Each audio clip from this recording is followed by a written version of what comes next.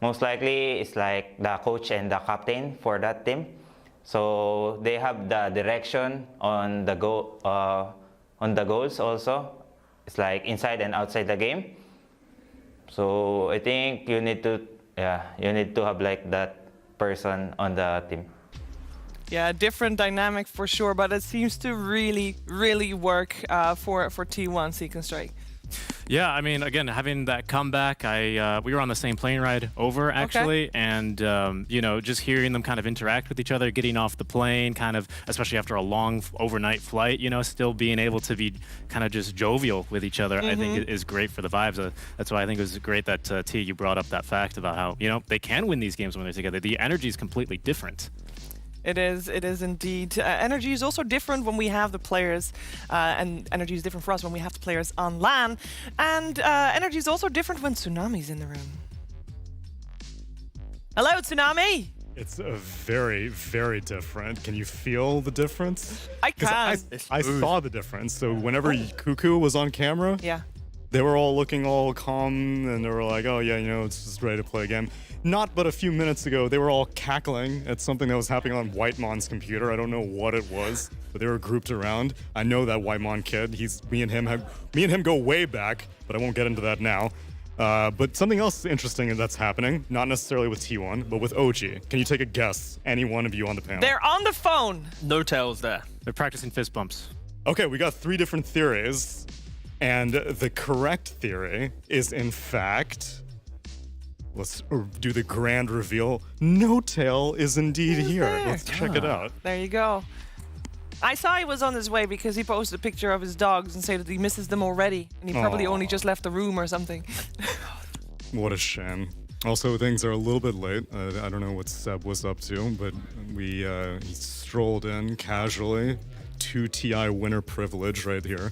I mean, to What be is it? honest, didn't he just fly in yesterday right before the series? And then he goes 3-1, Sheeter. Yeah. I mean, honestly, anytime this man is doubted, he excels. Let's see if they can excel today against T1 or Southeast Asia. We'll put a cork in OG's plans. We'll send it back to you guys.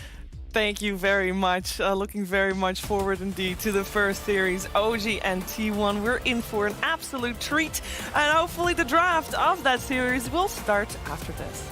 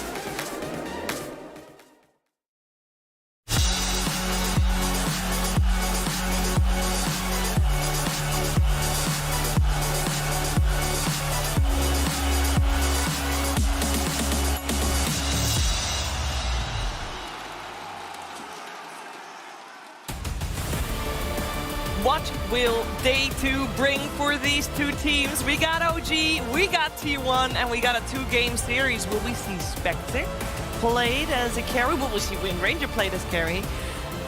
Will we see Vengeful Spirit offlane again? I would actually like that. I think that's really strong. OG is also one of the teams that has played Vengeful Spirit in the safe lane on Uragi. And I am very curious to see what's going to happen. And I'm very curious to hear what Seek and Strike and Tiga are going to say about what's going to happen as well. There it As the is. draft is live, we got T1 on the Radiant side, OG on the Dire side. First pick going the way of T1 means OG has overall last pick, and we have left Mars in the pool. But they don't go for it. This is probably one of the first times that OG doesn't prioritize their Amar Mars. A big fan. I think just because of this Grimstroke, we've been seeing it rise up, especially in the major, but you pair this with not just one hero to be your initiator, but multiple heroes. I think it happened yesterday where OG had it was like Tiny, the Slardar, then I think it was a Void Spirit and a Grimstroke. How, I don't say easy, but how enjoyable is that game to play as Grimstroke? You have so many ways to jump the backline and just the value of Subline. So yeah, I think I love the opening from OG, but T1, they get their DK. They played it safe lane yesterday. Maybe easily be in the off lane as well. Yeah, definitely. I just think this Grimstroke is going to be a star. He's one of the better long-range spellcasters. I think his Inkswell Shard is so understated. Even when you're casting the game, sometimes it's a bit hard to tell what actually saves someone. And I imagine it's the same way for enemies of the Grimstrokes. It's just this constant save, the long-range harass, and the Ghost Silence, not to mention the Soulbind, just opens up your draft as T1 will head into the Lina yet again. Worked for them yesterday, so they'll try it again today. So once again, flexing this DK elsewhere. And to be clear, this is a Lina.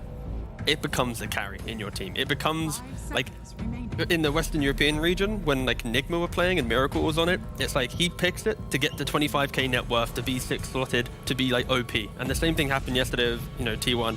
It was an incredible performance. Yeah, Carl's Lina was banging. On fire. Great one there, Shiva. That was a good one. That was a good one. I'm here all day. The player room's loving that one. But They do ban the tree, so I was curious about this because T1, they usually get tree in second phase. They've played 13 tree games this patch, never banned against them once. They almost always get it in the second phase, and they never first phase it. OG doing the research because they've got a phenomenal win rate on the tree, something like 70%. I mean, that helped him, the tree that they had yesterday helped them so much to survive against the slow siege that EG was bringing. It was one of the only reasons why they were able to make the full comeback, I believe. It's happened multiple times yesterday with this tree pick. It's just, you don't take towers in the first 18 minutes. Teams are picking skirmishing heroes, backline jumpers, and the trade-off on that is you just don't get to hit towers. You don't have the traditional way to break down the map because you're relying on playing around that catapult wave, and it's now every 5 minutes you have to make the perfect move. If you don't, this tree will have a great time. Just it's, you have to respect, and I look forward. I think mainly it is the C region bringing the hero to the major, and I'm expecting all the other regions to pick up on this, especially second phase. You see 3 heroes that can't hit towers,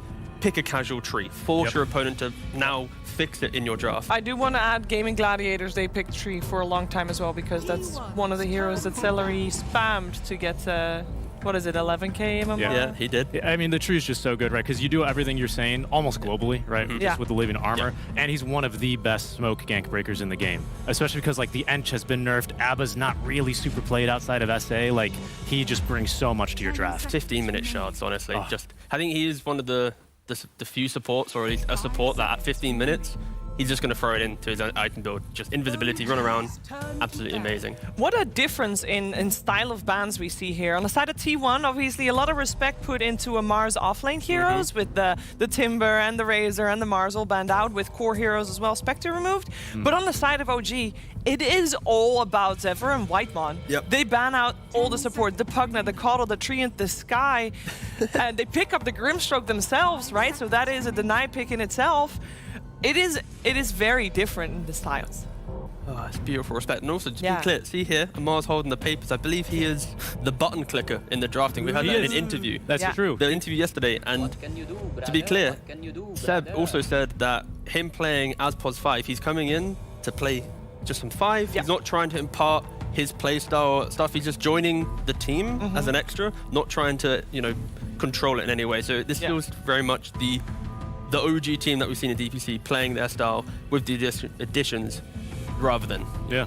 I'm curious if we're going to see the impact of No-Tail today at all, right? Because they are playing 2 games today. We'll see, as now he's here and It's the decent beat on speeches, boys. mate. Honestly, Seb banged out a couple speeches. Tiger was trying to sell them at a high price.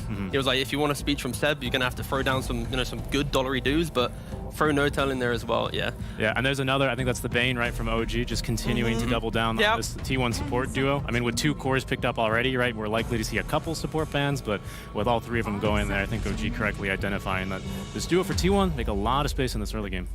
Luckily, you do check, T1's heroes throughout their region or for the DPC league. It's not as if their support duo is locked into 3 heroes per play, right? This isn't like they're now out of heroes. They've played like 9 to 10 heroes each throughout the entire league. And that's pretty crazy. Yeah. That's a high number. There are some supports that honestly, they've got a hero pool of, let's say, 4, so 3 bans, and they're kind of, they're scuppered.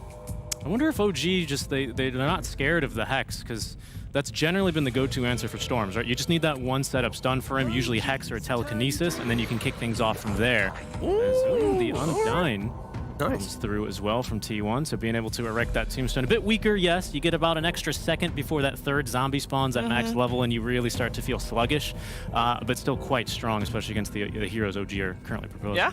At the moment, who's going to hit that tombstone? Exactly. Grimstroke and IO are pretty slow with that. And I do like an Undying paired up with the support that has a lot of disable like Shadow Shaman. Yeah, it's like you have, even though you have 3 ranged heroes in OG, none of them want to hit the tombstone, right? And now for T1, their ability to control Roshan is insane. You're going to have a fireball inside the pit from the DK, Serpent Wards from Shaman, taking it quite quickly, some Undying with Tombstone as well. Like, T1's going to have a high emphasis on winning their lanes and being able to own this Roshan pit. I know, what was it? There was an interview from Execration or something for the league, where it's like, yeah, when we play against T1, we always know that their heroes are just going to dumpster us in laning phase, and it's about trying to get back into the game. And you see it here with these picks. Like, the first 15 minutes of this game, T1 are going to be so happy making all of their moves. Absolutely. Yeah, surprised to see the CK slip through. He's, again, one of these very highly contested heroes. I think like 92% of the 22 games so far. But one of the better Wisp laning partners, right? Back when Tether used to stun, this was the big thing. But I don't know. We'll see. It's going to be a tough offlane there for T1 to try and battle through. I'm also kind of curious now, shifting on over to the very likely offlane pick, although it could be the CK off potentially for Amar. What they're going to pick for him, because Storm CK is a lot of farm being taken already, and Amar likes his farm. He does. We have seen him play Slardar yesterday. T1 at the moment is also thinking that the CK is most likely played as a carry, as they ban out Beastmaster, which is another great offlaner. I must say, I am really enjoying the percentages going back and forth. I imagine some people battling in chat about which team has the higher percentage there, but it's very even. This game, T1 versus OG, it's just incredibly even. Both teams could definitely take it. Both teams are also brawl teams, which is going to be an extra treat for everybody watching right now. Yeah, it's a banging series, honestly. Yeah, speaking of the brawl, they banned one of the biggest brawlers, right? I think that's Tide being banned out, making a little bit of a resurgence. I think the buffs to Vlad's helping him out. That's Night Stalker for T1. That's a lot of Roche control you were talking about, right? You get that Dark Ascension up online, and it feels just about impossible to do anything with Roche. I think that's actually pretty huge, because double vision bans Beast and Night Stalker for sure. Because if you haven't seen it, Shaman with the right build at level 6 can basically solo Roche. Yep, for sure. 100%. And right now, if you're... What is left for Amar on the offlane? We got Slardar. 1, 2, 3, 4, 6 bans. They also ban out offlaners themselves. Yep. As they believe that the DK is going to be once again in the hands of Gabby, but there is flexibility on that front as well. OG do have last pick here, so it's on T1 right now. Yep. Are they going to put the DK in the offlane? Are they going to put it as their carry? They've got to kind of choose. OG themselves assume that it's the DK carry, and they're looking for an offlane. Yeah, you go for the Brewmaster. A nice kind of classic counter to IO pairings, because of course you just send up the IO, you can then deal with the rest of the heroes. It doesn't... your instant lockdown right now, of course, you've got DK Shamans, that's perfect. You tick the box on the Storm Spirit. So overall, yeah, I think T1 is pretty happy with their lineup right now. It's very robust. Yeah, the tower push is looking pretty good. Once, of course, Brew gets his Ags and Refresher online, like you feel pretty ready to fight. Relatively low cooldown on Elder Dragon form, right? Yeah. There's one hero that could still also come out from Amar. I believe he also plays Viper. Yeah, and it's pretty decent against Brew, no? Yeah, right now for OG, it's about when T1 takes a fight, it's about in the area, right? Around the Serpent Wards, the Tombstone, the Fireball, Brew chasing with the split.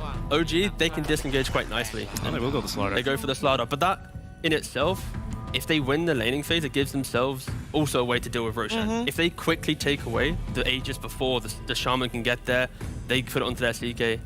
Both lineups kind of mirror each other in playstyle to some degree in the mid game. So yeah, it's going to be overall really nice. I think I prefer T1's lineup because I just like the Shaman. I like Undying personally. I do. I think the biggest thing that OG is going to have to watch out for, and why they especially banned that Underlord, is fighting around these kind of objectives that T1 set up, right? This Tombstone, these Serpent Wards.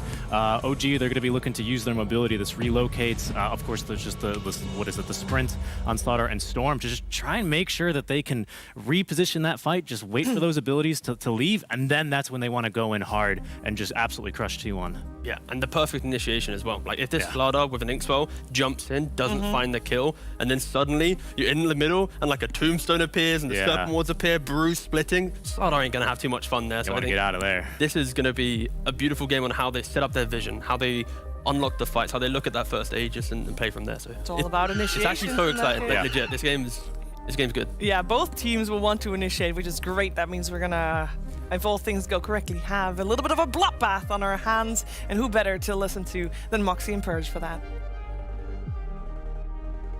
We do enjoy a good bloodbath, don't we, Purge? Yeah, we do. And we got to see T1 bring it yesterday with their 2-0 versus Evil Geniuses. They looked really solid. Very cool to see them in both games have non-traditional carries. First game Dragon Knight, second game Wind Ranger. So we're going to see that again. But it's a little different this time. He's got to lane against a lane winner, the Slardar. So that could be a bit tough for the Dragon Knight to sustain as easily.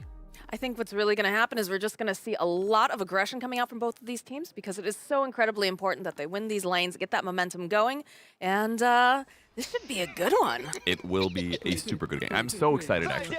The OG basically gets to bring that CK value that they've been interested in. A lot of European teams really love the CK right now, especially with Grimstroke. I was genuinely surprised it didn't get banned in the second phase because it is just like the best combo with the Grim because you're getting that Inkswell follow-up.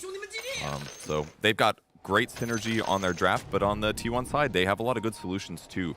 Their supports are relatively survivable, at least Undying is. If you jump to go get a kill and Tombstone is down, well, now it's harder to run away afterwards, for example. He can also try to save whoever gets gone on.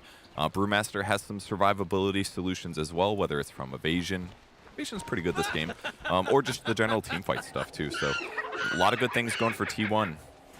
Yeah, the team fight is going to be interesting for me, especially with that Brewmaster getting picked up, because you do have the solutions they talked about over on the panel, being able to separate the IO, being able to, you know, just kind of cause a lot of disruption throughout all of it. And yeah, exactly. As long as you get the split off, everything's going to be fine. Most Storm Spirits are not going for Orchid these days. It's been a while since they did, so there isn't even like silence as a solution either in the current moment. So that all should make it easier for Brew to play his game, and then you just pretty much go the standard build. Ags, later Refresher. I wouldn't be surprised to see him squeeze a Vlad's in as well against all the minus armor, since that's pretty cheap, and it's great with Brew split anyways, but still, you almost always prioritize like Ags, Refresher, so his build will probably be the same as long as he has a good laning stage. how likely do you think that he's going to have any difficulties with it? Because I feel like there's not too much. Like, an IO is great in terms of being able to provide that sustain, but it's not going to be able to provide that much in terms of, like, harass and push away. Exactly, but it is going to give more mana to the Chaos Knight. In fact, they're already getting some good damage into Zephyr. This looks really bad for him. Yeah, it's not looking great, unless you're an OG fan, because that is the first blood, so.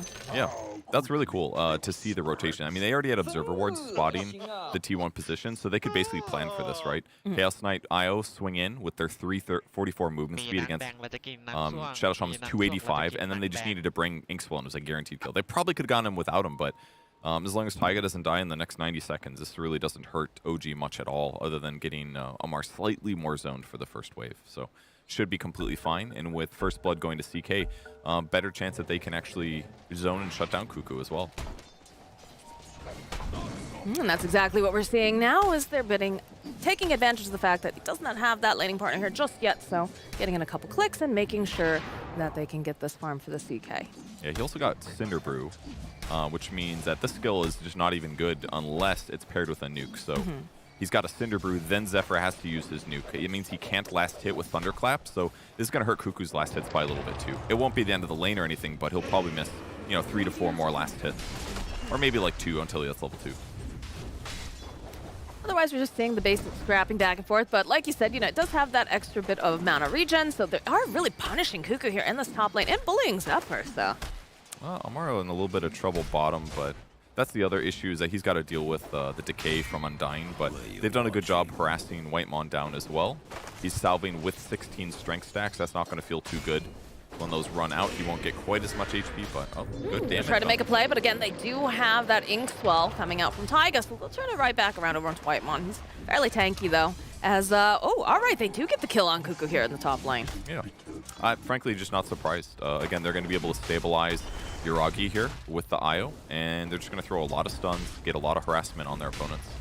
The only thing that's really weird is Seb's playing IO. That's not. That is very so strange. Weird. A new thing for them, but cool to see. And yeah, he should be able to pair nicely. He's got the attention. I'm sure he's going to know. You have to know a lot about like where your opponents are likely to be. That way you can better position for relocate saves and things like that. So I'm sure his game sense is going to be up to snuff. Mechanically, playing IO is not that difficult once you learn some tricks. And one last thing is the really interesting thing. One of the interesting things Seb said yesterday is that, oh, well, we've got Misha and our coach also helping us. So it's like they have like 3 coaches in this tournament. It's so many bodies to watch replays and do homework. That's really going to help OG a lot in the group stage. Well, I think what's also very interesting when we had our interview with him was he was saying, oh, 1 second, Gabby, okay, gets a little rip here. Gonna give him a little bit more health. They turn their attention over onto Whitemon, just continue to just throw out this harass, the stroke of phase, the crush, everything. One more hit will do the trick, and that's a dead Whitemon. Just still gonna poke away at Gabby a little bit, but not a lot of mana left over here over on Amar, so. Yep, Back to hitting creeps. He has to get 2 points of Dragon Blood for sure because of the high armor and the regen that he's going to need against Slardar. I mean, Slardar is a lane winner, and it is one of Amar's specialties. Yeah, we watched him do quite a bit of work the other day where he played the Slardar. But to go back to that interview like we're talking about, Seb was saying, you know, the comms are fairly quiet. Like this team is one of those teams that really trust each other. So being that stand-in is kind of interesting. Oh no, oh Gabby, okay, all right, not gonna be able to land that Ink Swell. He'll be fine. But just, you know, fitting in with that, like, because they do have such a strong sense, right? Must be a little bit difficult when you're playing a character like Io who has to be so in tune with your core. Yeah, it can be important to make sure that you're on the same page. But again, I think it's going to be fine. Seb's played a lot of Dota games. He's been a pub spammer from the beginning of Dota all the way until now. So if anybody can transition pretty rapidly into other roles, I think Seb is one of the better players for it, for sure. Oh yeah, absolutely, and we saw that yesterday. I was just curious to see like how much of the instinct comes into play, right, when you're doing a hero like Io. Yeah, for sure. My ally's dying. Press R, press mech, press wand. He'll be fine, I think. It's the relocate stuff is like really the scary, the harder skill. A little bit of poking over on Carl in that mid lane, but very even for the most part. 22-5 over on Lina, 22-1 on Storm. So. It is. BZM had some really good games yesterday where he was getting solo kills on his mid Storm just at these right moments. You know, vortexing heroes under towers, picking off when he played against Yopaj, he did quite effectively in some of his games. So got to watch out for him. Ooh, again in this top lane, staying a bit low here, trying to make some moves over onto Seb, but Zephyr needs to be careful. He's sitting very low himself.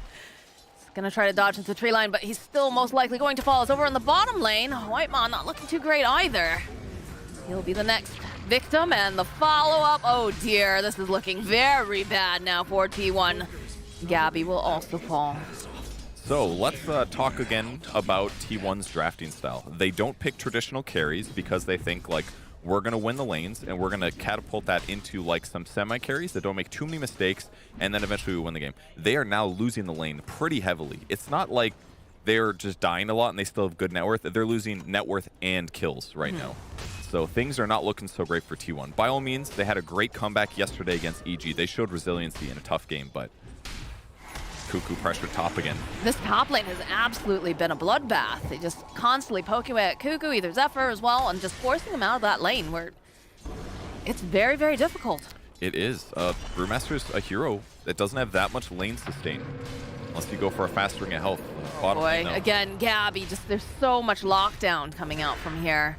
Before she uses Dragon Tail Tiger, trying to do some body block. Go for the little bit of that sprint with the slow, followed up with the crush. Needs a little bit more damage to do the trick. Go for a bit of a tower dive. Gabby's trying to break these ankles, trying to break through the tree line, but he is just getting hunted down unmercifully here by Amar. They'll turn in, though. They'll turn it into something good as Carl makes that rotation with the Laguna Blade, gets the kill, and punishes them for that dive. Actually, I think that was pretty worth it still. Obviously great for Carl's game, but bad for Dragonite. And Dragonite has to get a Blink Dagger to really unlock the game here for T1. That is usually the point. Cuckoo running for his life with Drunken Brawler there. When he uses Cinder Brew, 45% evasion is what he's working with. It is literally going to be his lifesaver this game against all of these right clickers on the OG side. It is so necessary. I feel like they're constantly running at him over in that top lane. They really are. They're running everywhere. They're running at him. This was a spike glyph just now. There's like 4 creeps that Gabby wanted to last hit with a Breathe Fire, and they just glyphed it. I don't know if it was actually good. I guess they have a catapult. That part's good. Well, this is not looking too great here for Gabby because there's a lot of people down here. They go land that stun. There's teleports coming out. Whitemon also in position trying to protect Gabby. Yeah, the Tomb very defensive, but helps guarantee the dive doesn't continue. And I mean, Gabby should be able to recover and get his Blink Dagger eventually, but if it comes later, I mean, that means OG dies less. T1 gets less response kills to the movements they want to make. And last time they played this, they did have Grimstroke, so it made it a lot easier to get those follow-up kills. So DK playing behind and also not having Grimstroke, it's going to make the game a lot harder. I mean, like we said, it's a bit of a snowbally lineup. They want to make sure that they're winning these lanes, and they're starting to slide behind a little bit. Cuckoo doing the best he can. I mean, the nice thing here about Cuckoo being in this top lane is he's had, he's had 1 death, right? But they've just constantly been poking at him, but he has been getting the levels. That is the saving grace of what's going on in that off lane for them. Yeah, that is true. He does have 20 last hits, but if you check out his net worth compared to the other cores, it's quite low. That's salves, that is other expenses as well. Yeah. So yeah, he's got the levels. That's ultimately important on Brewmaster. If he can turn this into kills, be his team's fight that they need, yeah, it's absolutely going to be helpful here.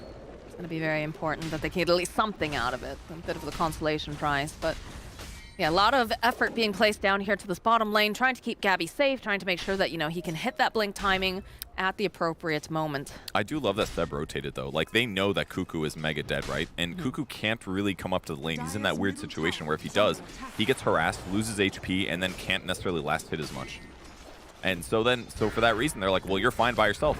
Send Io bottom. Rotation coming in. Inkswell, though, so Carl rotating down here with the TP isn't going to be able to find anything unless they decide to stick around. We'll just turn his attention over to that small camp in the meanwhile, while Bezium happily will continue to hit these creeps and starting to make his own movement. Yep, both teams just realizing that it's better to contest this lane, but OG is doing the right thing and not overstaying. Well, they don't know. They're not sure. But There's the Hex. Paul with the yellow save. Laguna, can they finish him off? Good. This Io doing a bit of work, but not quite enough.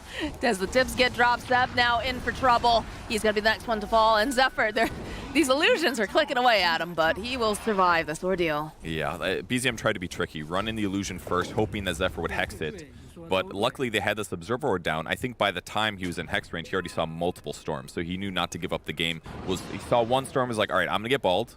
And when that guy jumps in, that's the one I hex. He instantly gets the hex off. That guarantees the kill. So super sick play from Zephyr there. Very needed. All right, we saw the first dragon form getting popped in the bottom area, trying to take advantage of the little bit of space that Gabby had.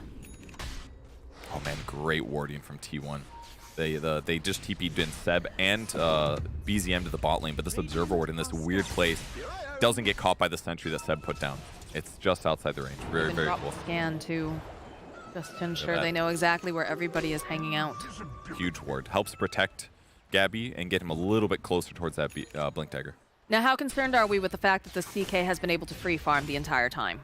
It's definitely a problem. The hero is very solid in the patch. I thought it would be the carry of this tournament based on it being not nerfed very much and being so good with Grimstroke. Seemed like the hero in EU, but it does have some weaknesses, certainly.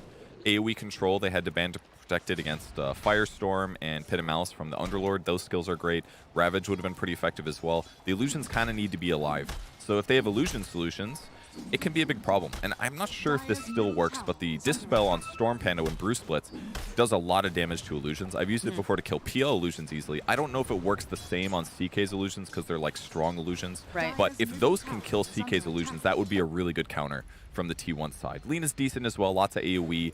Hex from Shaman can take care of one of them, but yeah, AoE damage, once you kill the CK illusions, that mitigates a lot of it. But he's still great at these like little skirmish moments, and he's definitely going to be amplified well in a good way way by Slardar. All right, well, we have a smoke play coming out from BZM and Taiga.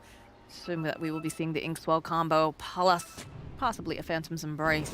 They are hunting. Get a little bit of vision up over here on the side. They've got plenty of vision coverage, actually, making sure that they can keep tabs over on that Tri-Camp. And Zephyr hiding in the tree lines. Maybe the play over on Cuckoo. They see Zephyr, though. The question is, who are they going to go for first? They'll jump over after Zephyr. They drop those Serpent Wards. They get the Soul Bind off on top. So you get the split off, though, and it's not looking great here for Seb. He is going to fall, and it's looking like Taiga. Oh, the rotation coming out from Carl as they'll chase down the Grimstroke. They'll be able to complete that as BZM. BZM. He's got a little bit of mana left. Perhaps he can get out of here in time, but they're probably going to hit this LSA right on the money. Follow up with just a nice kill. So T1 recognizing that they need to be in this area. The TP's coming out immediately. Very good reaction. Yeah, excellent counter rotation. They weren't able to get the silence off on Cuckoo. He gets split off, and that's basically why everyone dies. It buys them enough time for the Tomb to slow them, and then Undyne amplifies the damage on Storm once he's stunned with Flesh Golem. That was really, really well done by T1 to get some footing in this game. And they're ready to go for round 2 here. Taiga teleporting right over there immediately. They'll go drop that Chaos Bolt, the silence, get over onto Cuckoo. Let's slow him down just a bit. The high five coming out from Seb. Classic OG stuff, but they'll chase after Whitemon. Another silence being tossed out. They need to get there a little bit closer, though. Reality Rift, there's the Chaos Bolt. Seb's holding on to his friend here, his hand, and that's a double kill now for Yoragi as they'll zip over, and they'll look to find themselves a Carl. Silence coming out, and another kill going over to the CK. Really good catch there. They are able to turn that amazing fight into another one. So good for OG. 4K gold advantage. So even though T1 had 2 really good skirmishes there against OG, it didn't really budge the net worth much, and then OG gets 1 good fight, and now they're blowing things out of the water. So great position for them. They're going to siege the tower a bit, but it's going to get defended. They're going to put Cuckoo up right in the front. This is time, though, as well for Gabby to get closer to that Blink Dagger, because that's a very important timing. You can see he's got his life plotted out here over on his quick buy. He's got the Blink Dagger. He's got the Ag Shard. He knows exactly what his job needs to be. So they're going to try to make as much space as possible. But on the flip side of that, Amar, this guy, he's got quite a bit of gold going on. The double bracer for damage and laning treads. Mask of Manus, this is the build he goes basically every time. Once he gets Blink, which it looks like it's going to be about the same time as Dragonite, even though his net worth is already likely much higher. It is. He's got like 1,600 gold on top of Dragonite, so Amar's had a great laning stage, and he'll be able to basically destroy these supports. He's the one hero on OG's side, other than like CK potentially jumping on. The support's really got to worry about, because he's always going to jump in with a 3 bash prepped. He's going to bash you, he's going to ult you, he's going to stun you, and then by the time you're unstunned the second time, he's got another bash ready with the Mask of Manus. So tons of physical damage, and both of these supports are low armor. Even Lena's going to be vulnerable to this in the mid game when she hits her BKB timing. So Amar having a good game is definitely a big problem for T1. Feels like a little bit of a pressure cooker looking at some of these heroes, right? Because you know at a certain point they're going to stop farming and they're just going to become a menace all over the map. But Blink Dagger is completed now for Gabby. Then T1 is going for the Roche play. It doesn't look like anyone is aware of it right now, so they've even dropped the Serpent Wards. They're going to do their best. They have a nice ward on the outside just to prepare, just in case. It's so fast. I mean, Serpent Wards are already good, and it's being amplified by Flesh Golem damage. 25% extra, so very easy Roche. That's one of the advantages of T1's lineup. OG can also Roche well, but they don't care. They're spread out. One thing I think is really interesting about the way OG's been playing is I've noticed Seb actually takes a lot of creeps as a 5 position. It is very common. I saw him doing this as Jakiro in some of the replays and matches they played. He goes and hits creeps and he gets items. It's not as common, but I think maybe what's happening potentially is they give Taiga more of the D-ward role at times. Or it could just be the Seb likes items, which I get. Items are fun. But he's already got a Holy Locket. He's aiming for a mech. Like, he played Jakiro one game. He just got Guardian Greaves. I haven't seen anybody buy Guardian Greaves in, like, a while. Is this the greediest team, do you think, here at the Major at this point, with the way that, like, the gold distribution goes? In some ways, Seb does up the average a little bit. Yeah, because Amar's already, like, quite a greedy offlaner, and then you have your 2 cores, but then adding in Seb. They like hitting creeps, but they're also definitely doing a good job of pressuring the map. All right, speaking of pressuring the map, Dragon Form has been popped. They're going to start putting some pressure, but the mid tower is going to fall for the side of T1 as OG is going to start moving their way through this jungle. It's a good moment. They get to delay all of T1 being top while not showing their heroes. They're going to have to stick around for the glyph. and almost BKB ready on Storm. They finally transfer over the Fairy Trinket. So triple no Fairy for Storm. He's happy, plus extra mana from the IO. That all looks great. Cuckoo is going for a Aeon Disc, actually. Not traditional build, but there is so much burst damage. He knows that if he doesn't ulti, they lose the fight, so I like he's this, trying yeah. to guarantee it. I mean, it's not ideal, right? Because you'd rather be getting something that's more aggressive, perhaps, but having that insurance policy to make sure that these fights always go, because you can't get any further behind. Not that they're like super far behind, but they definitely had difficulties during the laning phase. So if you can ensure that you can stabilize this mid game, it makes a big difference. But we do have an Orchid pickup now for the CK, just completed. Oh, okay, that's pretty quick. Yeah. Kind of an interesting adjustment, but you know, it's usually that or Ooh. Shadow Blade or They're BKB. going right over. They're going to see Seb. Gabby blinking forward. Find themselves Taiga. Try to get rid of that extra stun if possible. Throw down the Hex, throw down the wards, and throw a little Laguna Blade into his face. Not the worst. I mean, they lose their tier 1, but they've got Aegis on the enemy squad, so it's not like OG necessarily wants to fight this anyways. But once they do feel comfortable engaging, I mean, having Orchid on Chaos Knight is definitely going to help a lot. Again, for those supports, you could either use it on Cuckoo the Brewmaster, until his Aeon Disc procs, that is. Use against Undyne to get kills, basically hit backline, jump in, be aggressive. Whoever he chooses to go on is likely to die. This is another thing that I really like about the T1 lineup, and I've seen them do this before, is that, you know, Gabby is kind of the person to jump forward, get in there.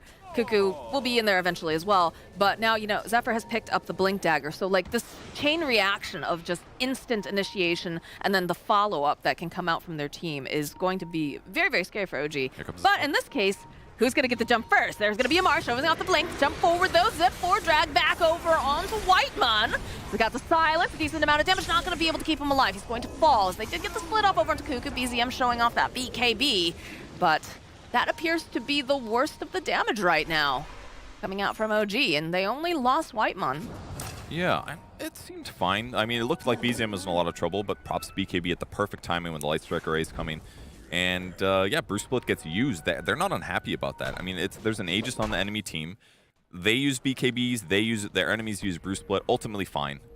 It looked a little bit hairy. Amar guessed a little bit wrong on location, but with Storm, yeah, you get a guaranteed kill. And they're going to put all the minus armor there on Undyne, basically blow him up. And once you kill the Fire Panda, that's usually about half of the damage that Bruce Split does anyway. So once that was killed, there's really not much of a threat from T1 for the rest of the fight. So good little in and out to put Brew Split on cooldown, and we'll see if they find another fight when BKB's off cooldown for Storm, because they'll have a little window here. BZM doing some casual jungling, but looks like it's still going to be a while because they picked up that Aeon Disc for the Brew. Not going to have that Ag Scepter super quickly by any means. Storm thinking about getting the shard here.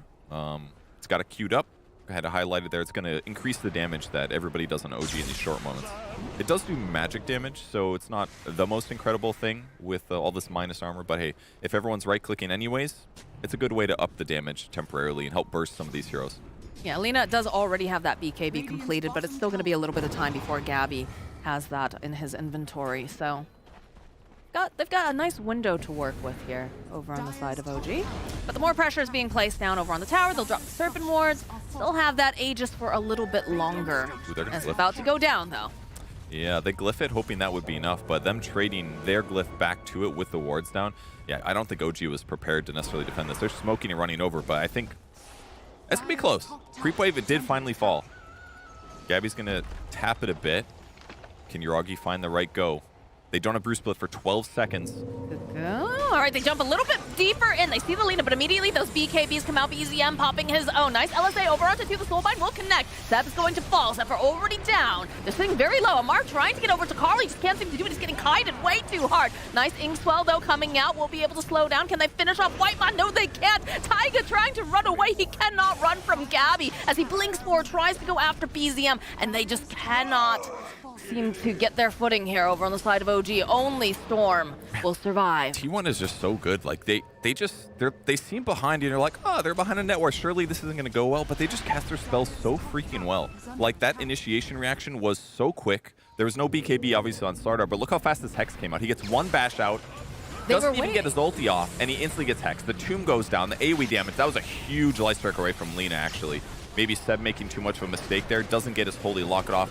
Then the Aeon Disc procs, then his ultimate's finally off cooldown, and they're just sitting here on Storm with a double damage, hitting a tombstone. That does not feel good. So they get crushed in the team fight, and they just offset a lot of the net worth difference in this game. It almost looked like they might have been able to keep Yagi alive there because they did have the Inkswell. They have the Shard now over on the Grimstroke, and you saw how much he healed in that fight, but just, yeah, no. Just the instant reactions coming out, and the way that they positioned themselves, they knew that it was coming. Yeah, You saw the way that they were set up. They perfectly Beautifully reacted done. to it. Yeah. Beautifully done. Only way that maybe goes better is if you Inkswell in Storm, who pops BKB right away, because then there's no counter reaction from Shaman maybe. The follow-up would be stronger, because Slardar didn't do his combo. He basically did a bash to the deep, and that was it. So it was a 1.3 second stun with an Inkswell follow-up to start the fight. Well, if he gets Slither and Crush off, then Dragon Knight actually gets stunned, or who was it? It was Lina. The second stun lands, but because they interrupted the combo, BKB on Lina comes out, and that initiation basically was wasted for OG. So it was that Shaman reaction that was so quick from Zephyr, those quick fingers with the Hex, that's what won them the fight, basically, with the follow-up stuff. Beautifully executed. Carl is going to be able to go grab himself a double damage rune. And T1 feels like they've recovered very nicely at this point. The itemization that was just being pointed out, the AC coming for the Lina, very weird item. Attack speed on this hero, not very good, because you already get so much from Fiery Soul, but he needs armor, and this is going to give 5 armor to everyone on his team as well. And they had the Vlads on the Undying, who bought it over Cuckoo. That's 3 armor to the squad. So if they stand together as a squad, 8 armor to everybody, which is excellent against CK, excellent against Slardar. So this is starting to become a little bit scary. With that said, they're not going to have as much damage on Lina, because he doesn't have like a Silver Edge or something. But in terms of their raw survivability against the OG lineup, these are the right items to buy. 8 extra armor. That's not a team, that's a tank. Yeah. And they're just rolling down your lanes. You know, you make fun of me for how much I say buy plate mail, but this is a really good plate mail game, so I really like that T1's identifying that. I only make fun of you for it because we were doing that Death Prophet game and you wouldn't stop. Every time she's like, Death Prophet died here, and you know what would have saved her, Moxie? A plate mail makes a big difference. It's basically if you buy plate mail, you have 60% more HP against physical sources. Yes. For 1,400 gold. It is a good item. No, so I if you agree. have 2,000 health, I'm buying a agreeing with plate you, mail, Bert. that's a 1,200 HP item. Yes. It's mega good. Yes, it is very good. But the players can't hear you every time that you say I'm this just trying to repeatedly. tell people that I'm right. Okay. Very important. Purges plate mail, you know, get a... It's a great plate mail game. It's even better against minus armor guys, and that's why it's so good this game.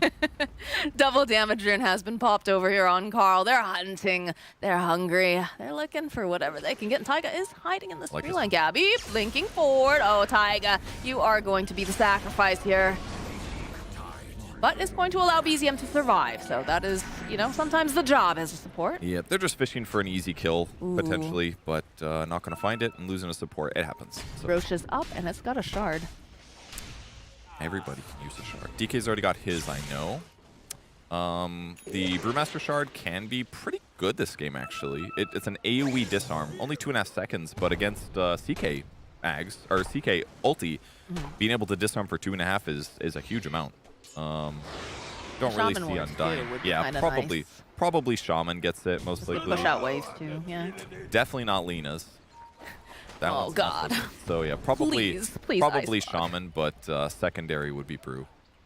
And he is going back for Ags now on Brew. Now that he's got the Andis to secure his survivability. Good choice. God, all I want is a halfway decent shard for Lina, please.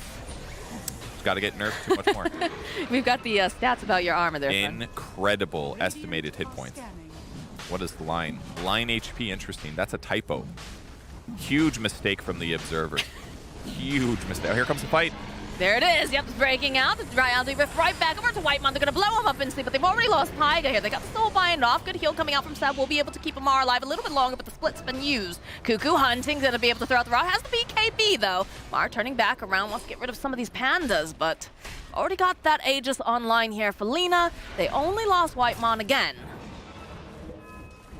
Okay, well, Shard goes to Shaman. Not exactly what OG wanted, but they didn't lose anybody. Seb's great heal to keep Amar alive was really helpful, but that was his BKB reveal on Slardar. What he needed in that top tier 2 fight, certainly. Okay, Cuckoo, Gabby jumping forward. Look at this chain gun with all the fire everywhere, just bursting away over onto Yorogi. Seb cannot out-heal that.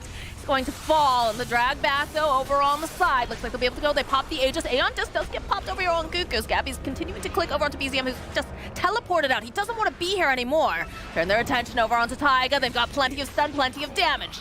This tower belonging to the side of T1. Should they want to go back in, but looks like they'll back off for a moment. It's a double damage rune available. Seb definitely underperforming in that fight, unfortunately. He did not relocate out the Chaos Knight. He was even hiding in the tree, so I thought he'd go for it. Thought he would be survivable enough, but didn't save CK, ends up trying to pop it to save Grimstroke there. That also did not work, so not necessarily the reason they're losing, but the fight's going a little bit worse is going to be on his back in that engagement at least. So some of that sloppiness with their roster issue is going to hurt him here. I'm surprised that BZM felt comfortable enough to just go zipping past just because he did have the Dragon Knight nearby. That felt a little risky, but perhaps. Yeah, he was a little slow to do his second ball from my perspective. But oh, is that a second plate mail on Lina, guys? Oh my God. So much armor. Look at that. That Lina's got, let's do some math quick. What was that, 26? That was tower armor. 70. No one cares about the percentage. That's confusing. I mean, yeah, he's reducing 70% of the physical damage he takes, but he's got 44 armor when he's near the AC. Alina with 44 armor. It's beautiful. It's a beautiful thing. That's literally, these int core heroes, that's their weakness, is armor typically, so. Should be I wish you guys could see Purge right now. He is like so happy. He's like, oh my God, he's loosened his tie a little bit. I took my shirt off. I'm swinging it around my head. Just so excited. This is his new favorite game. Carl's his new favorite player. Yep. He gets the mechanics. All right, well, about 27 minutes in, we have another smoke coming out from T1. They're going to just push down this mid wave and go fishing, see what they can find. OG can definitely still win fights, though. T1's just executing so well. Oh, they just don't want to play against he thought about, oh, look at Gabby. He's like, let me at him. Just in case he had an opportunity. It was there, maybe. Taiga just kind of cheesing out the top lane from trees with Stroke of Fate. It's a great way to pressure the tower without putting himself in danger too much, while still getting net worth. He can do it a little safer over some of his allies.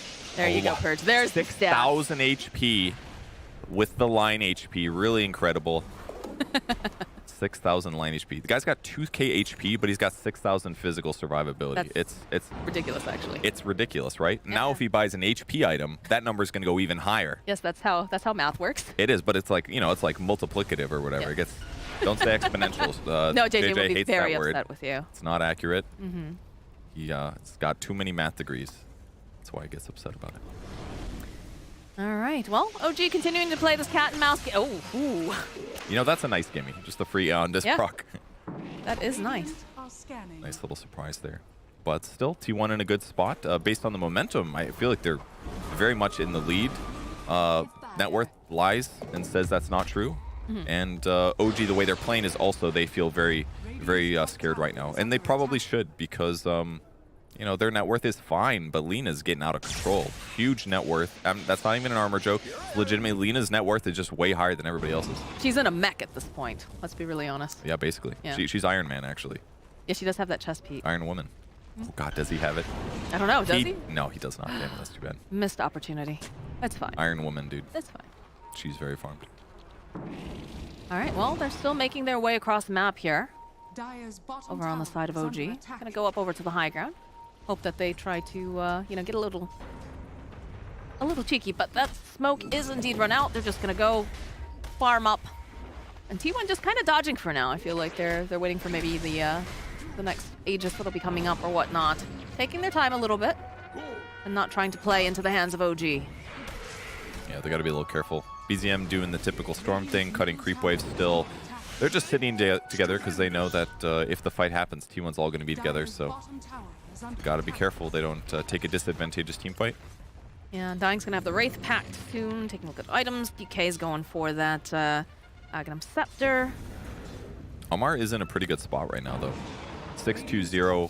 BKB's got a Hyperstone, so his attack speed is insanely high. If he does get the chance to hit heroes, they're really vulnerable. Look at BZM's build at 30 minutes in.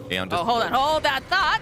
There's the drag idea. back, the silence, and a dead Brewmaster. So very good patience there. So everybody else is going to teleport away, except for Zephyr. Zephyr is going to end up falling as well. I think T1 really just psyched themselves out there thinking that OG wasn't in the area or something. because they just sat behind trees for so long there. And then Cuckoo hitting tower when his Aeon Disc was on cooldown for 20 seconds was pretty dangerous, especially because he was the only one. Right. I think they thought like, oh, I'll be survivable. I'm going to use Cinder Brew and I'll have Drunken Brawler on. He had a lot of armor and magic resistance, but that's 5 OG heroes jumping on him. It's not going to be enough, actually. No. Usually it is, because you can get insane armor. 21 armor from using Cinder Brew, but yeah. They've got too much damage. It triples. It's very cool. Well, we've completed more. Well, we've got the armor completed now for Carl. He does have that Shiva's Guard online, Cool. so a lot of survivability there, plenty of damage. I just think it's really funny to watch these Storm players now, and it's just all null talismans, maybe a BKB and a Fairy Fire. That's exactly what It is. It is weird. I mean, he had power treads before. He's Oh, like, he switched out the BKB and he got himself the Lincolns. All right, all right. that's very interesting item build, I gotta say. Dire's bottom tower is under attack. Is it math facts or armor facts? 7,000 Armor math facts? estimated hit points. And Shiva's is really good this game anyways. Don't forget it lowers attack speed. What? No, he's just scouting, that's all. Alright, and it's going to lower the healing of the enemy by 25%. He's against a CK and an IO. Very good item regardless. So kind of perfect. Gabby. Ooh, pops the Lincolns. It doesn't matter. Goes right and drops the fireball. Laguna Blade to the face, and EZM is not going to be able to continue to do these little cheeky moves that he's been doing. Not for a little bit now. And that's why I bought the Lincolns, because if he's just got BKB there, he dies. So Lincolns, the halberd comes out just in time. He still died, but... You know, I'm saying, but you know, Gabby, yes. you're right. I should word that differently. Gabby got the halberd, breaks the Lincolns with that, and yeah, that's the solution. They did not get the wonder item, the Fey Grenade, the Lincoln's Breaker, the Destroyer 5,000 net worth. So yeah, he had to actually get an item solution against it. So very deserved death on Storm in that case. Still a very good item as the bottom tier 2 will fall. And Cuckoo leading the charge. And here still has another charge over on that split. He's got the Aeon Disc up. Gabby seeing an opening over on Taiga. Is going to just immediately pounce upon him and remove him from this fight. They do have buyback though on the Grimstroke. He is going to use that. Serpent Ward's getting used though over here on the buildings. Carl continuing to whack away here with Cuckoo. The jump forward from Amar, but they turn back around. Soulbind will get applied, but there's a lot of bashes going on, but it's not enough to keep them alive here. We will end up losing Yuragi over on the back. Amar, he's trying everything. He just gets kind of too hard. He doesn't have enough to survive that. As now Yuragi will buy back. Lina tanked the shit out of that Slardar. Did you guys see that? Legitimately. Tanked the shit out of that Slardar with 2,000 health. Incredible. That's why knowing mechanics is a life skill, guys. Very important. Look at this shit. Goes on him. All right, his ulti got removed, so he did have to reapply it. But look how much damage he's doing. It looks pathetic. Those bashes come out. You guys are used to meaty bashes. We've all seen it. But Seb trying so hard to keep Amar alive there. They use the Inkswell on top of it, trying to get the heal. Yeah. And Carl's just like, yeah, no, that's cute. Tanked him. Just tanked him. BKB removed the amp damage. That's kind of what hurt him the most, because that would have been minus 24 armor. That would have increased his damage a lot, but man, that itemization absolutely solved this problem. Yeah. Agnum Scepter completed now for Gabby. BZM gonna snap up the double damage rune, because doesn't want that to fall into the hands of his opponents. But yeah, the Carl is just He's owning. flying off here. Is why they picked Alina in the first phase. He's just so confident on the hero. And there we go. They're just like, okay, all right, they're going to go after Whitemon again, but they don't manage to finish him off. He's got that Essence Ring. He did blast the illusions. Did indeed, as they'll turn around. Oh, Yuragi, he just popped back. He can't afford to die here, Seb. Okay, coming in, clutched, making sure that he can get him out.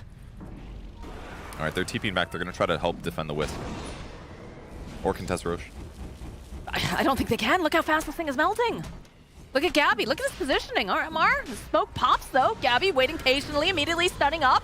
Pulled it out. Drop the fireball. Seb doing his duty, trying to keep him alive. And this time he just cannot do it fast enough. They jump forward. They drop the Serpent Ward. They'll take out Seb. There's no heal here. BZM, he's popped the BKB. He's trying to get some damage out, trying to do whatever he can. They'll chase after Zephyr. They'll be able to take him down. The X-Flow, though, coming out. Beautifully done. Will hit on multiples. Carl will fall. They need to get a little bit more damage over onto BZM. Will they be able to do it? The jump over from Gabby. They find a Cuckoo. He's ticking down. He's going to be careful. They turn back around. All right, they'll get the kill, but they'll go in after Yuragi. Couple of hits. He will fall eventually. Gabby, the Dragon Knight, just chasing after them. Fall back over Zephyr. He's back, and they've got them stuck over on top of this line, but the drag back over onto the DK will be enough to take out Gabby. That's a monster kill streak ended. Cuckoo going back in, turning back around. He's trying to do whatever he can, but he's silenced up. He's going to start being hit here by Amara. Amar's just bash smashing him to death, though. Gets the kill. Zephyr using those spider legs to run for his life. This Roche is now open for OG, and BZM and Amar will be more than happy to help themselves. We got to look at the fight recap in that fight. That was a lot of shit. Look at all those. Everyone died. Literally everyone died that fight.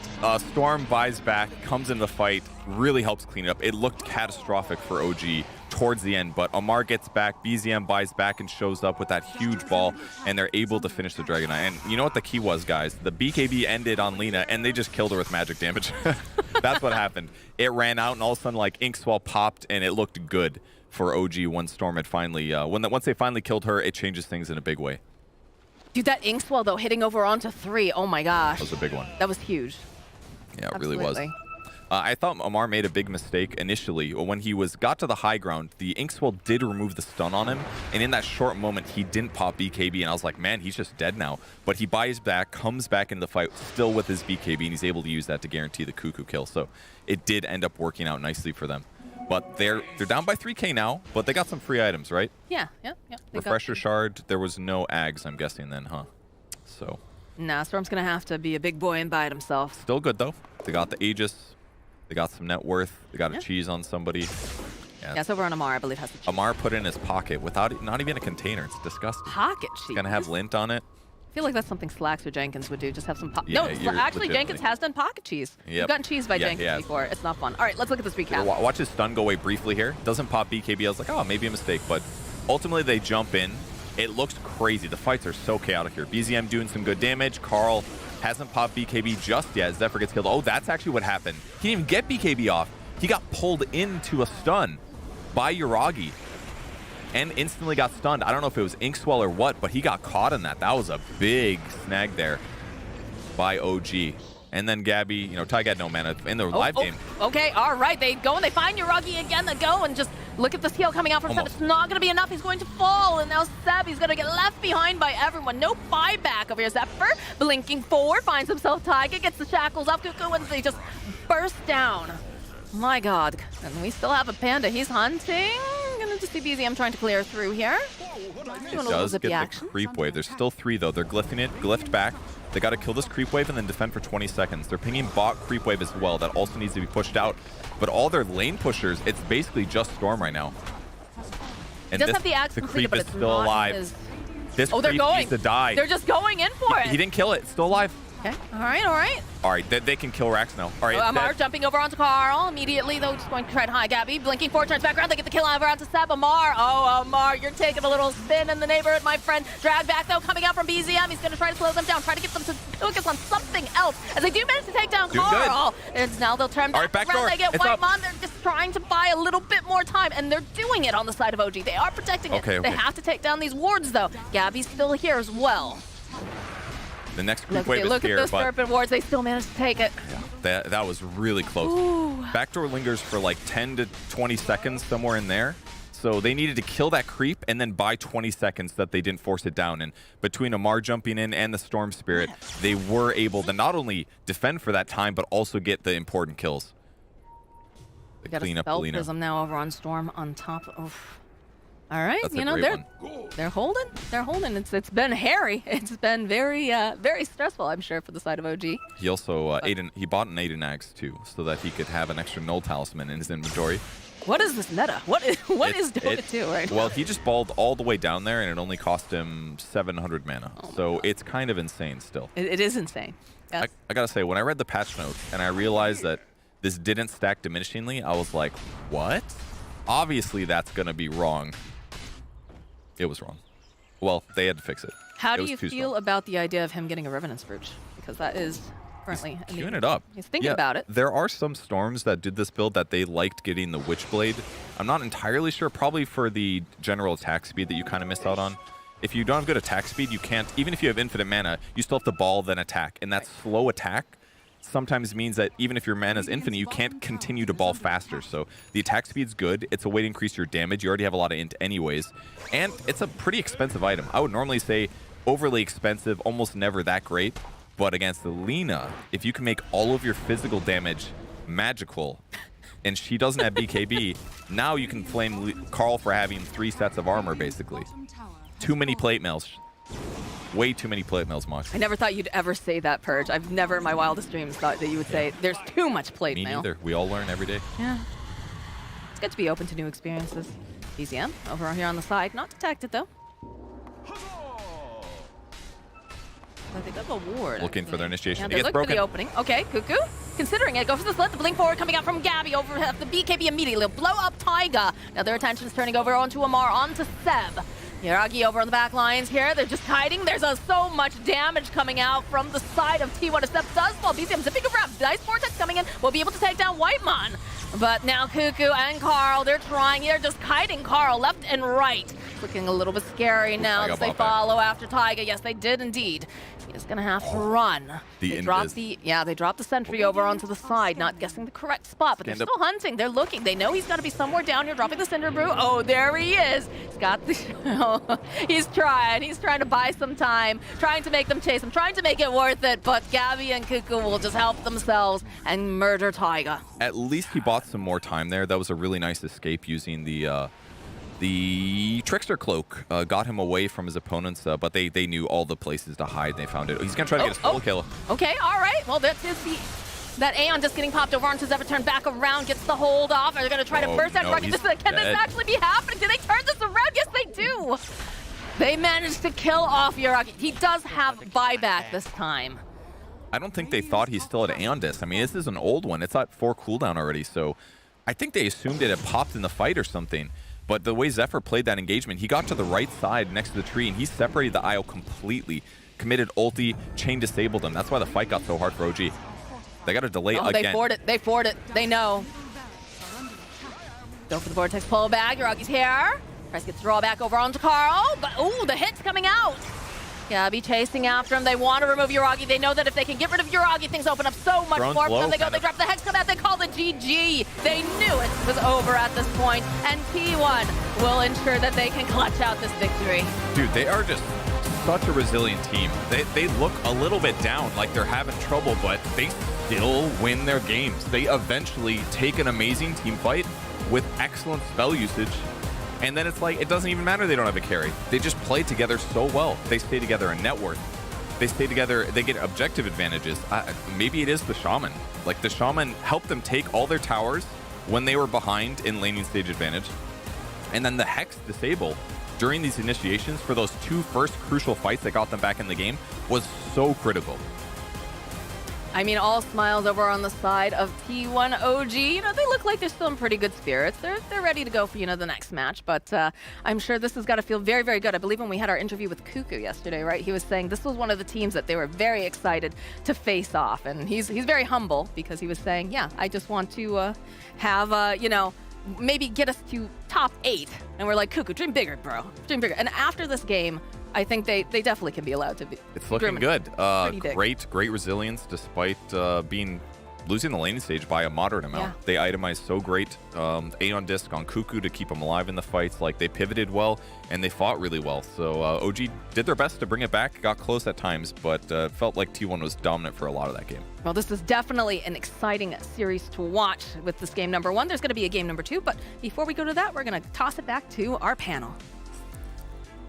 What a great opening game to this series between OG and T1. T1, of course, take it, and we're going to be very curious to see what happens in the second game of this series. But before that, we're going to break down game 1 after the break.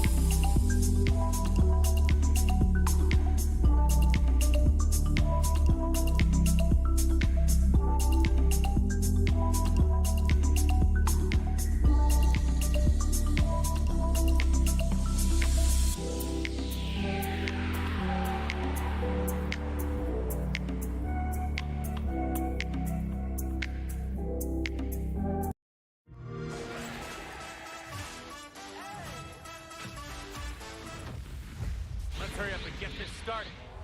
Let's go! Are you ready? Are you ready? Let's get crazy! I know you're ready, so keep steady. And let's get crazy!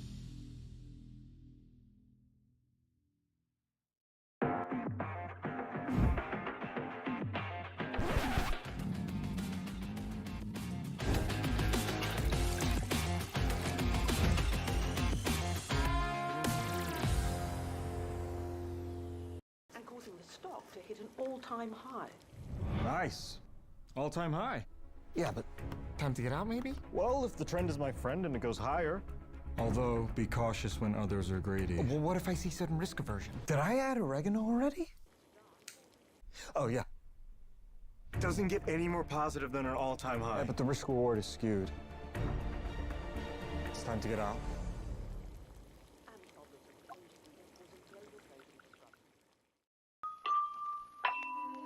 I'll come over, let me drink for free, call me gorgeous, see what's underneath in my head now, planning silently, how I would get out of this if it turns ugly. This is what it takes to be a girl, trying to survive with pretty girls, got a check behind me when I walk down the street, don't know who is watching me, sitting pretty in a wicked world is what it takes to be a girl.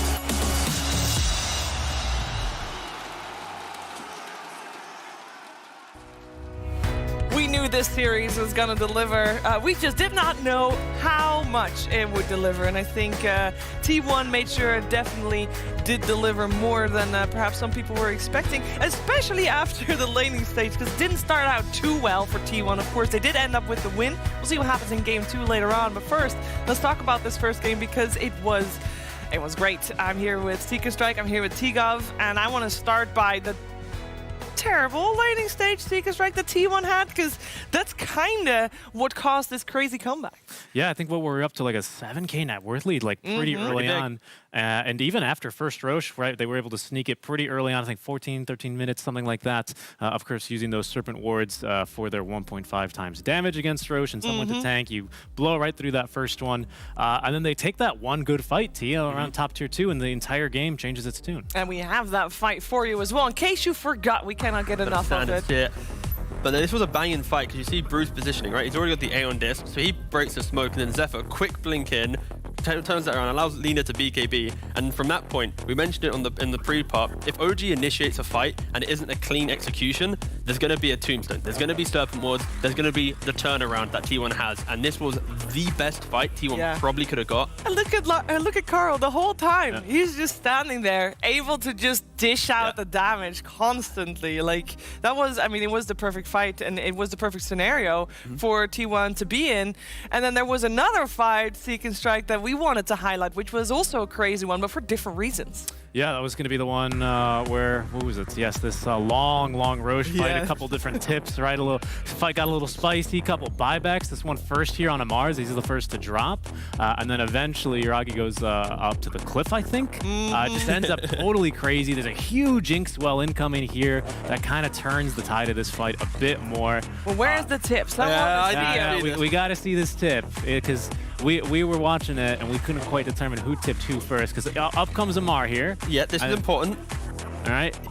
And they leave him. Gabby then gets the kill. Amar's now cliffed. There you go. Yes, Cuckoo. And Cuckoo, Cuckoo buys back. TPs. So Cuckoo tips, buys back, comes back into the fight, and then dies to Amar. The perfect example of karma in Dota 2. Look at this. Wait, hold. 3, 2, well, there it is. But it's for a different player. But that is okay. It's fine. Oh, that was beautiful karma. That was amazing. Sorry, I got so excited when I saw that in the game.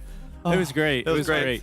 We saw this a lot more in the first fight than the second fight, but the initiation from OG really stood out basically all game, right? Inkswell with Amar going in. You were going to get someone stunned. The problem was landing that secondary stun, right? We saw that time and time again. That Hex was incredibly fast and ultimately game-changing here. That counter initiation from Multiple T1, times. it was amazing.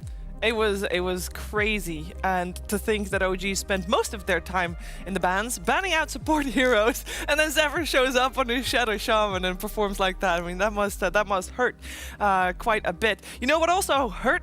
It hurt to be hit by Carl's Lina, and it also hurt to be hit by Uragi's CK. And we're gonna compare those two players and damage done because I know they're two different positions, but T, as you pointed out, that were kind of the two carries of the squad. Yeah, so when T1 is picking up this Lina, they are putting it into kind of that carry role in regards to the damage done. Yeah. See here, what is it? 37.4k damage. That's quite the difference, actually. And to be very clear here, this is a Lina with itemization when BKB AC Shivas to deal with that Slardar, the minus armor, right? So this isn't a Lina going for the Daedalus, the Skadi, the kind of the right-clicking kind of damage. It's a defensive Lina, but still pumping out so much damage in these engagements through right clicks, but also, of course, the damage you have. And unfortunately for Uragi, wasn't able to really kind of convert a lot, of course, when you're getting ran at and the amount of mess in these fights. But you have to look at this Lina for T1 and think, this is the key Kira that you have to shut down in the game, because if you don't, whew, it's hard. It's hard. Carl used to really fulfill this role really nicely. When I started casting him over in C, he was back on Geek Fam, and he was like incredible at making these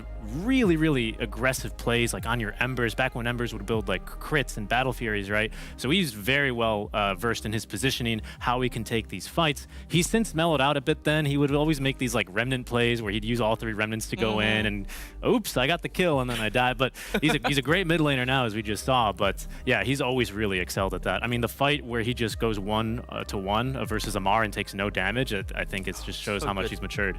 It was a crazy game from him for sure. Wouldn't be surprised to see him targeted in the bans a little bit in the second game. Also very curious to see what Tsunami is up to in the player hotel, because I would imagine temperatures are rising over there, Tsunami.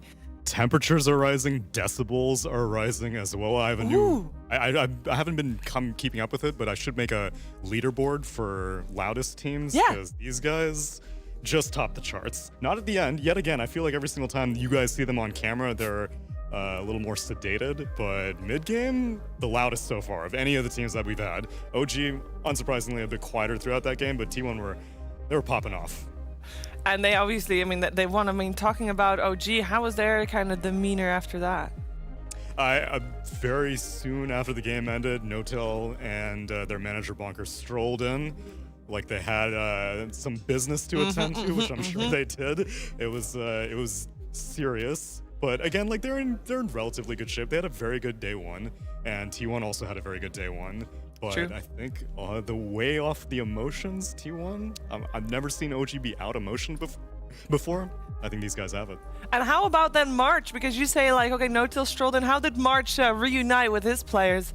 That's a good question, actually. I think Casey has painted this impression of March, and we, as the Western community, have just kind of run with it. I don't think that's how March ever is. I think he was railroaded into that by Casey, and since then he resents ever screaming on that TI broadcast. He's been again, like all the coaches have been quite serious. I had mentioned that on day one also. Bubba and AUI business, same thing here.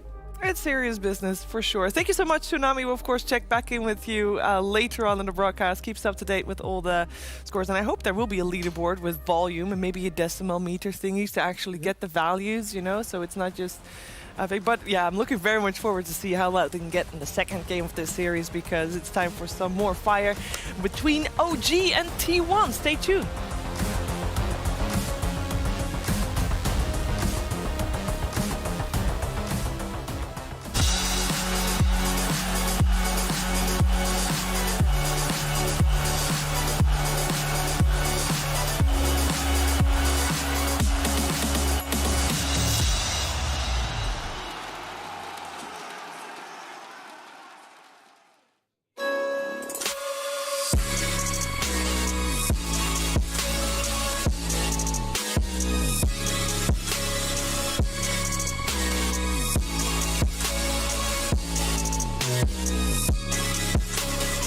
love it, you wear it.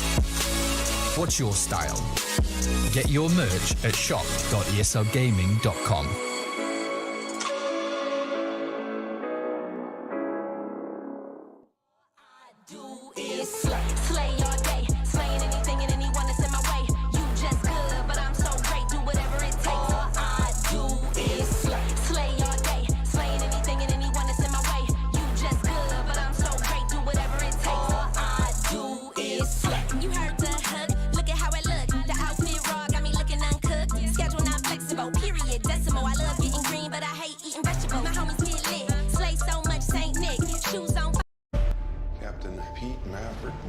You were here at the request of Iceman. He seems to think that you have something left to offer the Navy.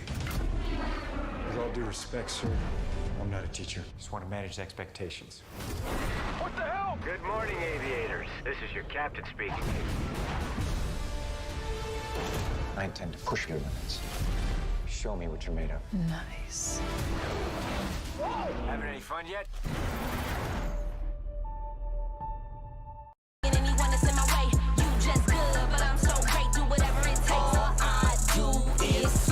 Yo, slaying every day's a job. I work it like I do a 9 to 5. No punching in or punching out. I'm round the clock, the hardest you will find.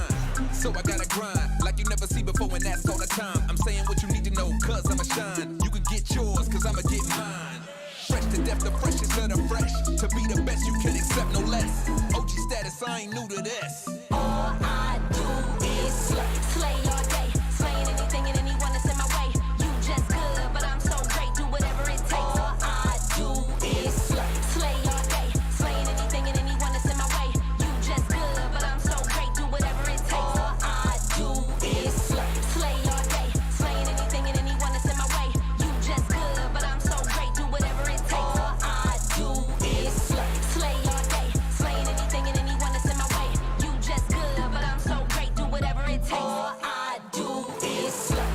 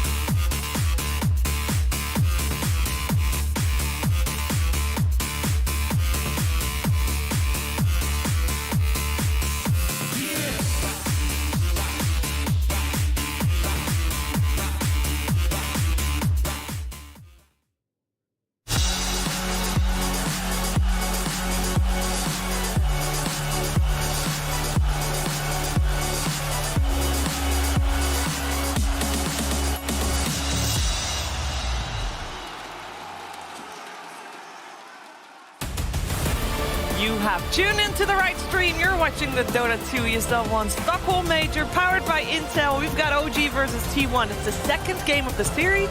The first one was great. It was taken by T1, but if we look at it a little bit closer, both teams have things to improve upon for game number 2. I'm joined by T-Guff, I'm joined by Seek and Strike, we're joined by the Draft as well, and he's second now.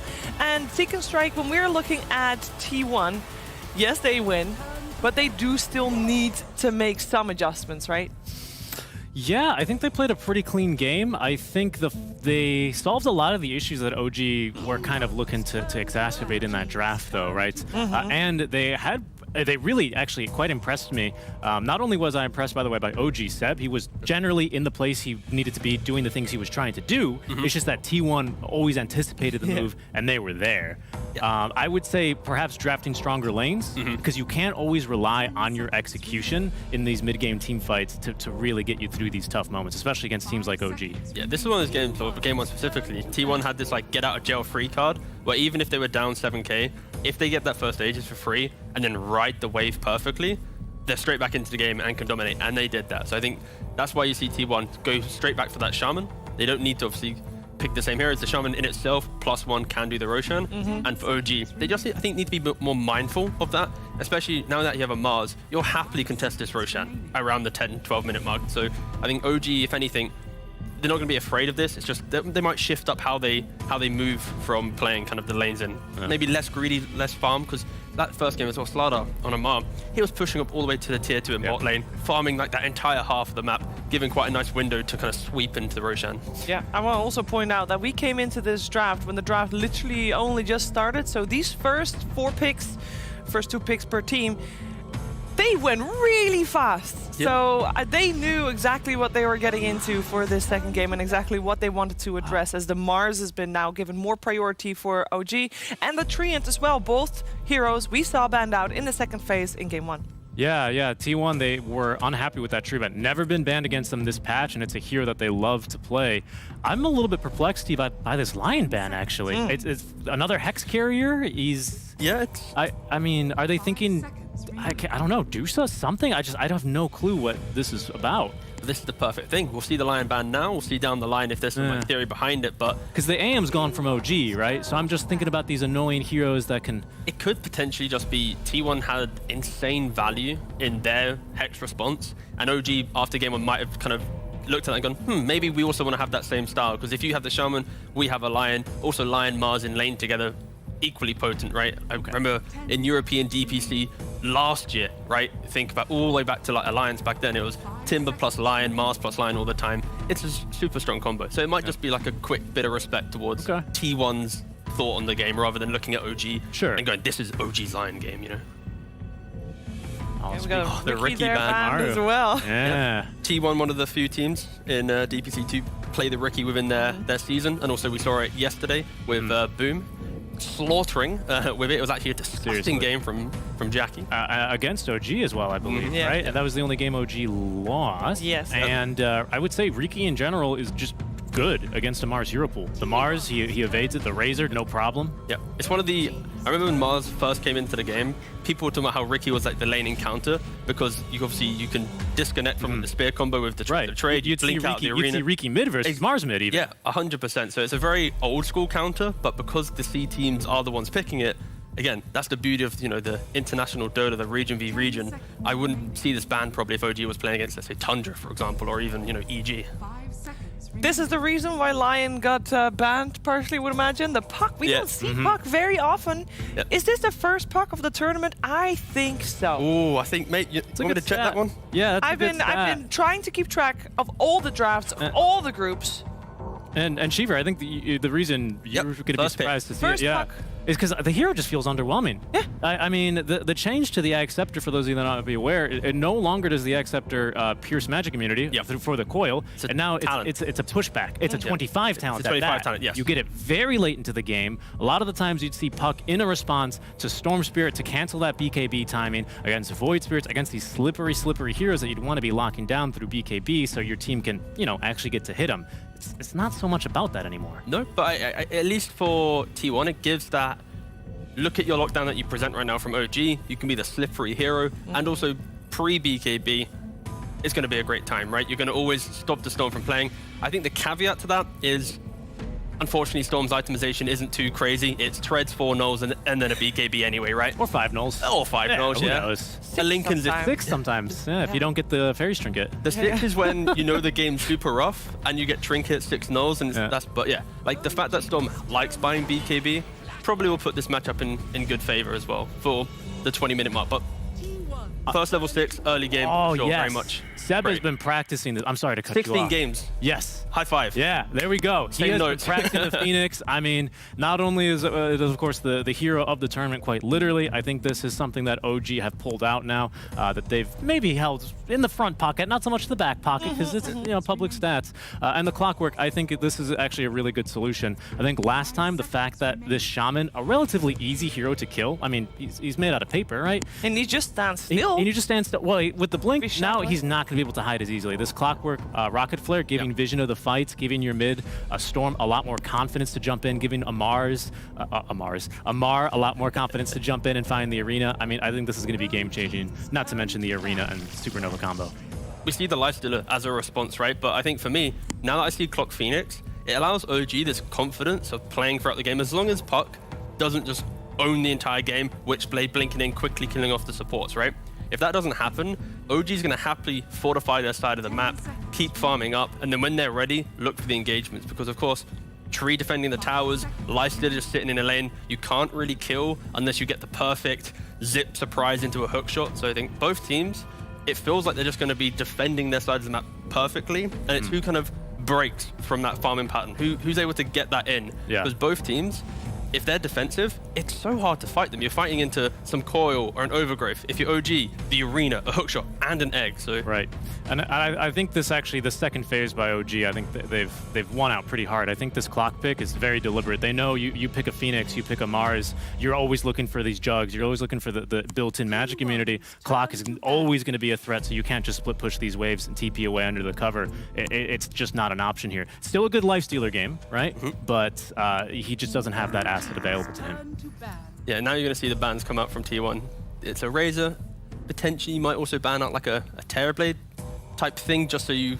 Because like when I'm talking about the drafts being very defensive, if like OG's left their carry to last pick, this is going to be some ultimate last pick in the draft, some Medusa Terrorblade style hero. I have to ask, is Spectre still on the table? We saw them ban it out previous game. It's the hero so far that's been popping up. 100%. The fresh one? It could, actually, I said 100% quite quickly, but Lifestealer is pretty happy. +2 edgy. I mean, come on. That's true, but no, I feel like Lifestealer does pretty well against that hero. So yeah, I'm gonna backpedal real quick. I got excited. I was trying to be a hype man, but then let's take that one back. But no, I think. Are they thinking, by the way, this is like a Mars mid or something? Because the Razor ban, I thought almost certainly that's going to be a Mars hero. No, they're respecting the Razor carry, right? Yeah. Of course. Refresher BKB, how do you fight into that? BKB early buyer against a Puck exacerbates the coil issue, the accept, yes, okay. And they remove the Faceless Void as well from the pool. It is overall last pick by T1, so they can react to whatever OG is going to pick up right now. As T1 is still lacking an offlane hero. We did have Tidehunter and Beastmaster removed from the pool, but Cuckoo's hero pool is quite large. So I think he's going to be okay. There's not that many of his heroes actually removed from the pool. It's a rougher game for a Brew, because I think you can never plan on ultimately destroying the Phoenix Supernova when you have the arena to protect it, right? So I'm kind of curious how T1 are going to look to respond here to this pick for the offlane specifically, especially to what OG proposed in the safe lane, which is the TA. Yeah, it gives them aggression. It gives them the fight. I think Lifestealer can do perfectly fine with this because, of course, you naturally buy Halberd anyway. If you want to in certain matchups, obviously. Nowadays, you don't really do it. Obviously, you buy armor items. Yeah, I mean, you get the Sanj, right? Exactly. So it's viable, very viable. So Lifestealer can itemize quite nicely against this TA. But it gives OG a way to at least use their triangle. When I mentioned how defensive these lineups look on paper for the first 15 minutes or so, it allows them to farm the Ancients. And OG now have the edge because I feel they have the desire with these heroes to cross the river to make the earlier plays. Whilst T1, it's if Puck can make moves, they make moves. Absolutely. If Puck can't make moves, they're parking in their lanes, they're holding back, they're waiting for some timings. Absolutely. And you're right on the money about the triangle, of course, especially with Vision, with the Mars Arena, Phoenix Supernova, and the choke points. But also traps as well. Traps. This also gives them the opportunity to propose an early Roche. Sure, it's not going to be Shaman. There's no coddle here for the double or triple meld, but it's still going to be fairly fast that OG can look to propose it. T1 can the way that T1 won game 1 was literally Roshan from 7k behind. Yes. If this happens in this game, I don't expect T1 to ever get Roshan for free here. You're going to have a TA trap, a Clockwork with a rocket flare. Like, OG have identified why they lost game 1 after crushing lanes, and they've ticked the box on their draft, adapted. So this is going to be a much harder game for T1. And that's a nasty pick. They want to win the lane against the TA. There we go. Yes, you do. That's a good way to stop her from fighting early. This is like in pubs. You get the people fighting for carry. They either first pick Tiny or TA to command the lane. This is the type of situation. Then they get Viper down the line. Yeah, this is a good old classic. Viper beats TA, but TA can actually kill Viper in the correct scenarios where, the Clockwork wraps behind or the early meld strikes, right? If Viper gets to level 5 uncontested, sure, TA's out the lane, gone. But there are very small windows in the lane where a TA can surprise a Viper, especially if they're not ready for it. But yeah, Viper dominates for sure. I mean, especially in the lane. I think OG, where their strong suit here is certainly going to be in team fight. I mean, I think the Vipers are going to really struggle against this arena. You have the always the threat of Seb's Phoenix Supernova, which he has been practicing quite a bit. You know, so I imagine that combo between him and Amars is going to be down to maybe not a T right away, but they're going to be learning to cross those T's and dot those I's here against, well, T1, funny enough. So you guys are thinking it's going to be a tie, or are we going to see T1 once again make a comeback? I think we're going to see a tie. Tie? I think I always favor team fight. Yeah, well, you know, maybe Puck pops off and they don't have the lockdown to kill Puck, but no, I think I favor OG in this draft because, you know, Mars, Phoenix, TA carry, once you get around the Viper, but yeah. Okay. Oh, we're going to find out how Game 2 is going to play itself out. We're heading over to Moxie and Purge. Thank you so much, Sheaves. This is going to be an exciting game number 2, if it's anything like game number 1. And we've got a lot of heroes that are comfort picks coming out again. Yeah, but also some new stuff too. This is the first time that we've seen T1 this tournament pick a traditional carry. It's not the most standard, it's a lifestealer, but it isn't like a mid hero that's playing from the safe lane. So it's going to be a little bit different from T1, but it's a good lifestealer pick. Rage against like Mars ulti is pretty good. If he presses it in time, he doesn't get stunned. He can go hit the egg with all of his great attack speed. That's a good solution too. So it's a pretty good lifestealer game. He can jump in puck, you know, join the party, jump on enemies. So I think there's a lot of interesting things that T1 can do with their lineup this match for sure. We had a brief pause, but the game has resumed now. Don't even have their hands on the keyboard. Doesn't matter. They're still going to do well. Very good. Now, are you as concerned? I know that Sink and Strike was saying that, you know, he prefers to see that big team fight. He thinks that that's going to be the edge here.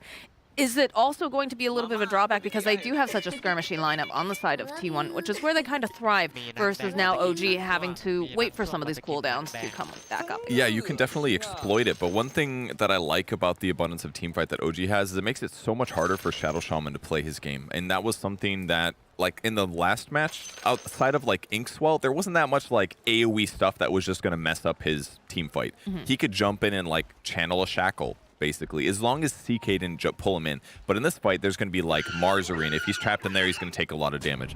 If the Supernova goes off, he's going to be damaged and stunned. Clockwork is a problem. So like, while Shaman should be able to accelerate T1's tower and potential Roche kills, he's not going to be nearly as effective in terms of his skills impact in the team fight. So I do like the team fight power that OG is playing with this game. But like they said, they still got to lane the TA against the Viper, and that is a hero that really dominates carries, traditional-ish hard carries, and TA is one of those right now. The battle begins. All right, well, here we go. Game's about to start, and we get a nice split on both of those rounds. Gonna see Zephyr instantly block the small camp, wrapping all the way around is a cool way to do it. Safely around the tower, blocks the small camp without getting spotted, puts a sentry in lane as well to... But look at Carl's block, oh my god. He is a good player, it turns out. Wait, are you making fun of him because he missed one? No, this was before he missed one. Okay. Oh, look at that. They both want to touch hands. They did it. Thank you, Purge. He wants another one. They clapped twice in a row. If I'm reading the tea leaves here, which I'm not qualified to do, that means it's going to be a great game. I think we didn't need the tea leaves to determine that it's going to be a great game. But I'm glad that, you know, you're finding some sort of way to, you know... My in-game Dota horoscopist. God, that could be a thing. That could be your next thing that you do, other than the dating videos, dude. A lot of people do those. It's called gambling, and it's dangerous. All right, well, do have that bit of harass coming out in this bottom lane. This is never fun to lane against a Viper. It's even less fun when you are a Templar assassin. Oh, there's another clap. What does that mean? Oh, that's their fifth clap. Oh. That's a lot of claps. What does it mean? What does it augur, Purge? I believe it from a C player, but I'm surprised to see BZM so clap happy here. I think he's just happy to be on land. That's what that means. A lot of confidence. Aren't we all? I mean, they both had a good day yesterday. This day, looking better for T1 a little bit. Oh, look at that. He clapped instead of right-clicking. I think maybe he's going for a deny. Maybe he missed the deny there. Don't know. Strategy claps so far. Strat claps? Clap straps? So far, Uragi in the safe lane having a bit of a weak time, 3-1. But I guess Viper's the same. I guess they're just like messing up each other's last hits constantly or something. Surely they should both have more than 3 last hits 2 minutes in. It's like me laning. Oof, that refraction just does not last at all. It does not. Is it worth it to even just... I mean, I feel like it's worth it to, you know, at least get like 1 point or whatever into it, but it's going to be problematic. This man is jungling. Oh. All right. Well, that is a way to deal with the Viper, but that also is very scary because the Viper is going to have a decent amount of net worth because it's not going to be grasped as much, and the Phoenix has to be extra careful that he doesn't get murdered. Cuckoo and Seb felt left out, not high-fiving all the time, so they also high-five. Oh, good, good. I like to see this camaraderie. Zephyr just going to chase after Yoragi, punch him around a little bit, get back to your lane, he says. That's not your lane. I mean, that was a pretty good interruption from Zephyr. He spent a lot of time over there to kill the small centaur, never killed the big one. See if Zephyr goes back and kills. I don't think he realizes how low it is, but I mean, Yuragi's set up for this. He's been planning for it. Ironwood branches, Quelling Blade, and the Gloves of Haste. He's just trying to maximize his DPS when he does end up jungling. And when the creep wave gets under the tower, then he's going to go under tower. So he knows his laning stage is going to be below average. That's anticipated with the Viper pick. But even if Viper has a really good laning stage, it's more about not giving him kills. Because he'll have last hits, but he doesn't translate that net worth as well as a lot of other heroes do. He's slow as hell. 275 movement speed. Might even be the slowest hero in the game right now. So that means you have to buy a lot of movement speed to offset that. And your team fight is not so great. Your team fight impact can be good, but yeah, mega farmed Viper, it doesn't always matter unless you get a stupid amount of kills and snowball well and your opponents continue to make mistakes. So as long as TA doesn't feed too much and catches up later, it'll be all right. Okay, and this is a hero, of course, that is able to do quite a bit of jungling and flash farming, so to speak, because of the fact that you have those side blades built in. I assume that Zephyr, though, he's going to continue just to be a thorn in Yuragi's side, follow him around, try to take some of these last hits. Take that one if you want to. That is exactly right. Continue to be a very annoying support and just chase him around. This is the right thing to do. If the carries go to jungle, one of your supports would love to follow him like this. Cause oh, he loves the trees too, you know? Yeah, perfect. He's faster when he does walk through the trees. So Yuragi trying to juke, he's just going to run you down with that. He's running through the trees. You can't run through the trees, Yuragi. That's Zephyr's home. He lives there. Doing a great job really zoning him in. At this point, he's already halfway to base. He's like, well, might as well heal since I'm already here, and I'm missing half HP, half mana. He's done a great job limiting his gold gain. Yeah. With that said, TA is somehow only... Okay, Dream Coil and the rotation. You know, Zephyr was just in the area. I might as well come join in, and they'll find the kill. Carl getting first blood and a double kill. So T1 off to a phenomenal start here. And it all just, it looks like a flowchart with the way that the movements happen, right? It's perfect for them. Carl just way more last hits at this point. 33-2 versus Storm's 24. So he just hit 6 way before Storm does. I mean, I'm talking about the map movement, though. The fact that, you know, you have Zephyr chasing Yuragi around, like, all over the map, and then he just swings by. He's like, hey, you got your 6? All right, might as well cool. gank. Might as well. I mean, he might have been able to kill without Tree, but still really good. Well, it gives really him a little bit of experience, too. Yeah, hugely effective. All right, they're going to punish him for this, as expected. But it's taking a decent amount of time and rotations to make this happen. BZM had to leave the lane. Yuragi, you know, he's just all over the place right now. He is, but at least Yuragi finally gets some time to hit creeps again. This is true. And in the meantime, Seb gets to do what he wants, which is hit creeps, which actually kind of works out nicely if you think about it. I mean, again, he's an offlane player, right? He's used to laning. He's used to getting last hits. So he's comfortable in these situations. Normally, like, your 5-position hero is like, oh, I don't necessarily know how to lane well against a Viper. Seb's got the experience already. True. That is he's just doing it with a weird hero. So it's kind of perfect. Another kill mid. Another kill. Oh, they did have a rotation, though, come out from Whitemon as well. The classic 3 mid, you know. Oh, Carl's all alone. He had to high-five the tower. Hey, it's better than nothing. Great I rotation know. again. Purge. Amount of times you've left me hanging. Yeah, that's true. I do that. Cuckoo getting a little pressured here by Yuragi. A lot of physical damage. Taiga moving in, though. This is dangerous. Definitely for both. is. And it's not looking great here for Cuckoo because they do have the power cogs. Yuragi's going to just step back.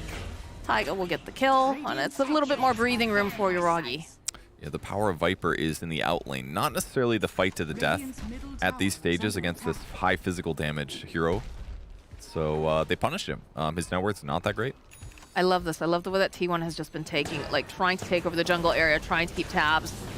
Does have to be careful, though, because obviously OG is on to their plans now. So every time Zephyr shows up in these woods, he is going to end up getting punished. Dude, Misha's not safe Oh, but they're yet. going in. They go in with the Hex. The follow-up, the silence, the shackles. Carl giving the clicks, and the orbs going right forward here. Just be careful. Seb is rotating over with Yuragi and Taiga. Oh, those tips, though. Whitemon is going to get left behind. Be a nice little snack here for Yuragi. Oh, okay, all right. Carl's getting a bit greedy here. Went for the play. Does have to be a bit careful, but where's your lockdown to deal with this puck? They do not have it. Storm Spirit literally still level 5. He gets that kill, and I'm like, wait a second. He's still not 6? So then they just jump him again. Level 8 on puck. Carl just really saying, like, hey, I don't have to just play Lina. If I get to play Lina, then we're going to play traditional, but... Oh my God, he's still not 6. Please, he's dead already. Kill that melee creep, it's please. It's bullying at this point. He's like, please, God, somebody kill this melee creep. I'd be 6. Oh, man. They are just destroying his game. He does have 6, though, now. He did get his 6. Thank God. But it has definitely been a very rough game in that mid lane for him. Yeah, the fact that he's being pressured and Yuragi had a rough laning stage is looking bad. I mean, Puck looks like an alchemist on the net worth graph. It's insane. Bottom lane, the pressure being placed over onto Seb. He's got the Icarus dive, he's got the Sunray. He's going to try to make his way out. Does have the egg if necessary, but he doesn't have a TP, and I don't think he wants to use that egg. All right, he'll use the egg, and he's still more than likely... Yeah, he's dead. So the Flame Spirits landed on a couple, but... It was a good try, but he didn't know Carl was going to be there. Without Carl, I think that egg pops and he does elongate his space creation, but... God, Carl, I want to see the heat map at some point, just with how much Carl has been moving around this map. Yeah. It's just this hello to Mars. Gonna go throughout the Winding Rift, get a nice little kill, and boogie out. How is he everywhere? Carl's just freaking everywhere. It's the puck. Just bottom, TP's top, goes for another kill. He's just doing such a good job. Yeah, look at that. Look at all the, like, yeah, he spent most of his time in the mid lane, but he is literally everywhere. Yeah, that's previous, the heat map is previous 10 minutes, so that's mostly laning stage, but the fact that he was so spread all over, and he has 7 kills, just incredible performance so far. Hey, I know you play Phoenix all the time. Does Sunray always kill trees when you fly over it? Is that a recent thing? I think it's always done that. I know Icarus dive. Icarus dive will break it, and so does the egg. Yes. Yuragi getting chased down has the... Oh my goodness, they are just demolishing them. Taiga trying to buy himself a little space, a little time, but he can't run from this hit squad. This is turning into a slaughter. It is. I mean, OG expected the TA to have a rough time, but they didn't expect Storm to get so outlaned. Like, the fact that Puck hit 6 first, we'd have to go back and check to see why exactly Carl had so much advantage in terms of experience, but why did he hit 6 way first? And then they just did an amazing job exploiting that level advantage and killing BZM so many times. So they now have 2 cores that are mega underperforming. Maybe not mega, but they're definitely underperforming. Here's that first high five. That's a really good clip. Really into that one. Did you like that one? I did. I loved it. I love every time our observers show us things like this. The death of Seb. I was really trying to figure it out. I was like, joke or mistake? Not sure. It was a joke. I don't like jokes. You know what he does like, though? Plate mails. Plate mails. If it was a play mail joke, I would have been laughing. Put that in the compendium, Valve. He would have fallen off his chair laughing. Oh my goodness, Carl, he's everywhere. He's everywhere. Poor OG has not been able to even play a game, it feels like. They're just hunting them down one by one. All right, Seb, he's trying to buy some more time. You're trying to keep Amar alive, but Carl, he wants this. He's hungry. He gets the kill, and he's looking for more than likely. Seb's gonna flap those little wings away.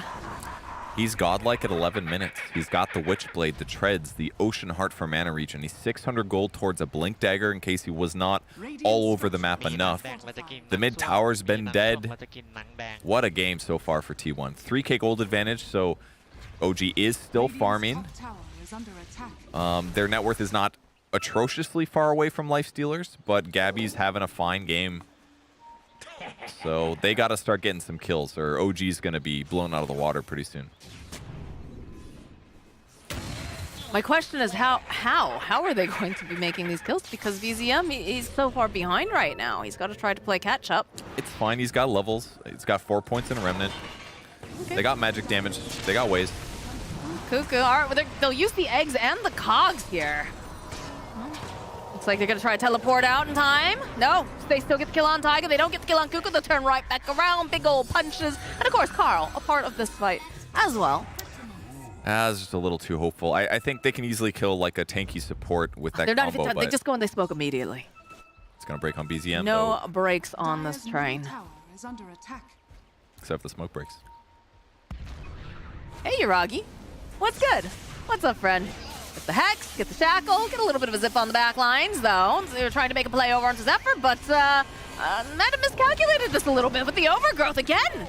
He's just dead. Whitemon somehow still alive after all said and done. Just have to go and drop those Serpent Wards. And Carl, he's being cheeky right now. He's going to dodge away, get that Waning ripped off. That Silence doing a lot of work. Kuku joining into the fight. The chase is on. Amar, he's got that Vestal charge over on him. Couple more clicks. He is dead. Kuku's on a killing spree. And they want more. I know that he wants very badly here. But... Yeah, they really wish look they at had this, look at this. Radiant's Carl's like, I wonder... Oh, I can't see. Oh, dear. All right. Maybe this time they'll get Zephyr. Yeah, it's a big Melster, but they jump into the cogs. That's another kill for Carl. Chasing after Whitemon now. And they find that. They get the kills. Overstay a little bit too long. Oh, they're zipping in. They're zipping in. They're taking a look at Kuku. They're like, you shouldn't be on this side of the river. Where's your Carl? Viper Strike will get applied. It's not going to do too much. So this is one nice thing. When you're losing, your opponents are pretty close to your base. So when Storm burns all of his mana, he doesn't have that far to get it all back. And getting kills is what they need right now. It's going to help offset these gold and experience disadvantages. So decent moment there for OG. Gabby is farming in the correct place, though, in the enemy tri-camp where they want to go themselves. Seb going to get a little D-ward here. Scouting to see if he's still there. He is. It was good that he checked. Just seeing the taunts get dropped. Could have Asking for the high fives. been a dangerous moment for Seb if he just walks up into that, but he did not get fooled. I mean, Amar was nearby too. Oh, a regen rune. Carl says, don't mind if I do. And Zephyr's gonna start running at Taiga. Does have to be careful though. They do have the Phoenix and the Mars nearby. And they've got the egg up if needed. T1's still in a great place to fight though. I mean, they've got 4 points in living armor, so 12 armor on one of their heroes for 30 seconds. Amar skipped arena. He did. He's got a skill point. He's holding on to it. That's good. Good bulwark there. All right, there it is. There's the arena, but he is trapped within his own Coliseum of Death right now as they are just dismantling Amar. Need a little bit more damage though to finish him off, and they do manage to take down the tree, but Amar will fall. Good Vortex over there. Follow up with that Lifestealer popping out to get Whitemon. The chase is on though. Carl's hungry. He wants more. Gabby's chasing after the jump forward over on Seb. Couple more clicks should do the trick. Is Carl gonna really go for this? He's thinking about it. He's taking a lot of tower damage. Does have that regen though. Lands of Fire Spirits protects him adequately. Okay, not perfect for OG, but considering how it started with Amar being initiated on first, they do get some return kills on the supports. They have some tools. Those tools are gone for a bit with the egg gone and the arena gone, but still could be a bit worse. T1, Carl's got the Blink Dagger now, so very easy for him to put perfect ultimates down. He's going to queue up a Yule's next to get some defensive stuff. His Reign of Terror is not over yet because he hasn't died, but his offensive stuff is his items are gonna start going much more defensive now. So as everyone's HP increases, he won't be as big of an absolute terror. They did get a Blink Dagger picked up now for Amar, so we've got a little bit more ability going on. But they don't have the arena for another 12 seconds. Drop the Serpent Wards in the pit. All right, Carl's gonna give a little poke here. If we're gonna have a little bit of vision, we have to be careful. There it is. Gabby's got himself the Aegis, and uh-oh, Taiga. Taiga's trying to do some scouting, trying to be a bit cheeky, is going to end up paying for this. Yep. Yeah, once again, yeah, they just exploited their cooldowns. No egg, no Mars Arena, so they just walk into Roche and they utilize Whitemon. I gotta say though, his Shaman is really good. I watched a lot of Shamans in the different regions because I was kind of curious about the hero, and typically in the laning stage, the hero feels really bad, but I feel like Whitemon's impact after that with his spell casting just seems so good that it makes the hero seem really valuable. I see why T1 like it so much. Yeah, it's fairly popular with him, and then of course that tree. And look at this, Carl jumps forward, has himself the Dream Coil, the Hex in place. They'll drop the Nether Toxin. Okay, the follow up though with a nice arena coming up from Mark. Can they finish off Zephyr? Yes, they can. They jump over onto the other side. As they take down Seb, Taiga next to fall. BZM trying to zip, trying to do whatever he can, but Amar is left over on the side. Carl getting a couple hits off. Got a little bit of a split going on. This should be a dead Amar either way. And Gabby, he's gonna just toggle his way back over to some creeps and heal on up. It was interesting. The Cogs actually pushed Viper outside of the arena. Maybe not the best thing, but looking for some possible kill options. He was hoping to get like a rocket flare kill there. Yeah. As he turns off Armlet, didn't get it. It was worth a shot. But yeah, there's the damage. The recap here, decent for T1 for sure. Puck still getting more gold, and a buyback on the Clockwork that ended up not being fruitful. He just remembered his glory moment yesterday where he Stroke of Fate killed the enemy lifestealer with just when he armlet toggled. And he's like, oh, I can do it with Rocket. It's worth it. That was a moment. I mean, that's a really good feeling. Yeah, it is, yeah. You're like, oh, I just solo killed the enemy carry. It's like, that's oh, a wait lot of minute. gold. What just happened? All right. Taiga should be realizing that there are multiple heroes here smoked up. He's trying to break the smoke, make it harder for them to fight into his team. Yeah, look, oh, there's a stack up there. Oh, baby. They do have Shard on Phoenix, by the way, so next time Egg is up, you're going to see some really powerful healing. It definitely helped keep Uragi alive in the last engagement. That was big. And genuinely, once they get Deso, they're going to be relatively happy as a squad. Carl dropping the Dream Coil to silence, just dodges away. Boop. Down will go BZM, and Amar's going to have to run here. Okay, good rotation, good punish. No Egg for another 17. Keeping Storm alive in those situations is possible with Sunray maybe, but it's going to be hard. And yeah, good catch. That Observer Ward pays off for T1. They'll keep pushing in both lanes. On the bright side for OG, they've done a really good job warding and protecting their tri-camp. They keep de-warding this themselves. So right now, T1 doesn't have the best vision there, but T1's also not lost a single tower in this game yet. We do have a slightly defensive item coming out now for Puck. You have the Yule Scepter available, which can be used in multiple ways, but in case he gets the jump on them or something, we'll have the ability to protect himself a bit. The level 1 ball lightning looks so funny. It's very slow. He's almost got level 2. It'll be fine. He's almost got BKB as well. 600 gold to go. 700 gold. Plate mail trivia. Which item did plate mail build into before it was built into Assault Cuirass? I have no idea. Is it like is it a Dota 1 itemization? This must have been like a really old one. Carl. Oh, miscalculated. This one's going to be a kill. Okay. Oh my god, they finally got it. Yeah, I thought BCM was going to get it, but he's still in the pole. Amar's like, lightning is so slow. So slow. I got to buy this BKB, is what he's thinking. I'm sure Uragi would have loved to take it, though. Oh, but for sure. They take some damage gold? bottom. It was like 900 plus 460 AoE. That's a lot of gold. A lot of gold, yeah. Yules was not able to keep him alive there. Got chain stunned, I believe. And that's the threat of Mars. That we haven't seen much yet, but catching him there with the vision, it works out. Okay, we'll see Gabby. Gabby's got Radiance now, plus Aegis for 40 seconds. Not a good time to fight, but if they can kill other players, that would be good. Cuckoo, no BKB yet. He's an option, but very tanky.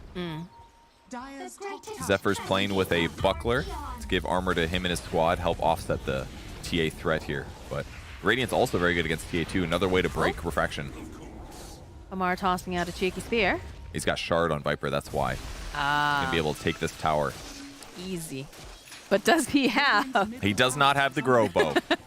If he gets it, I would be very pleased. Oh. Only if he uses it, though. TA has one. Okay. I was like, there is one. Oh, they could still get it.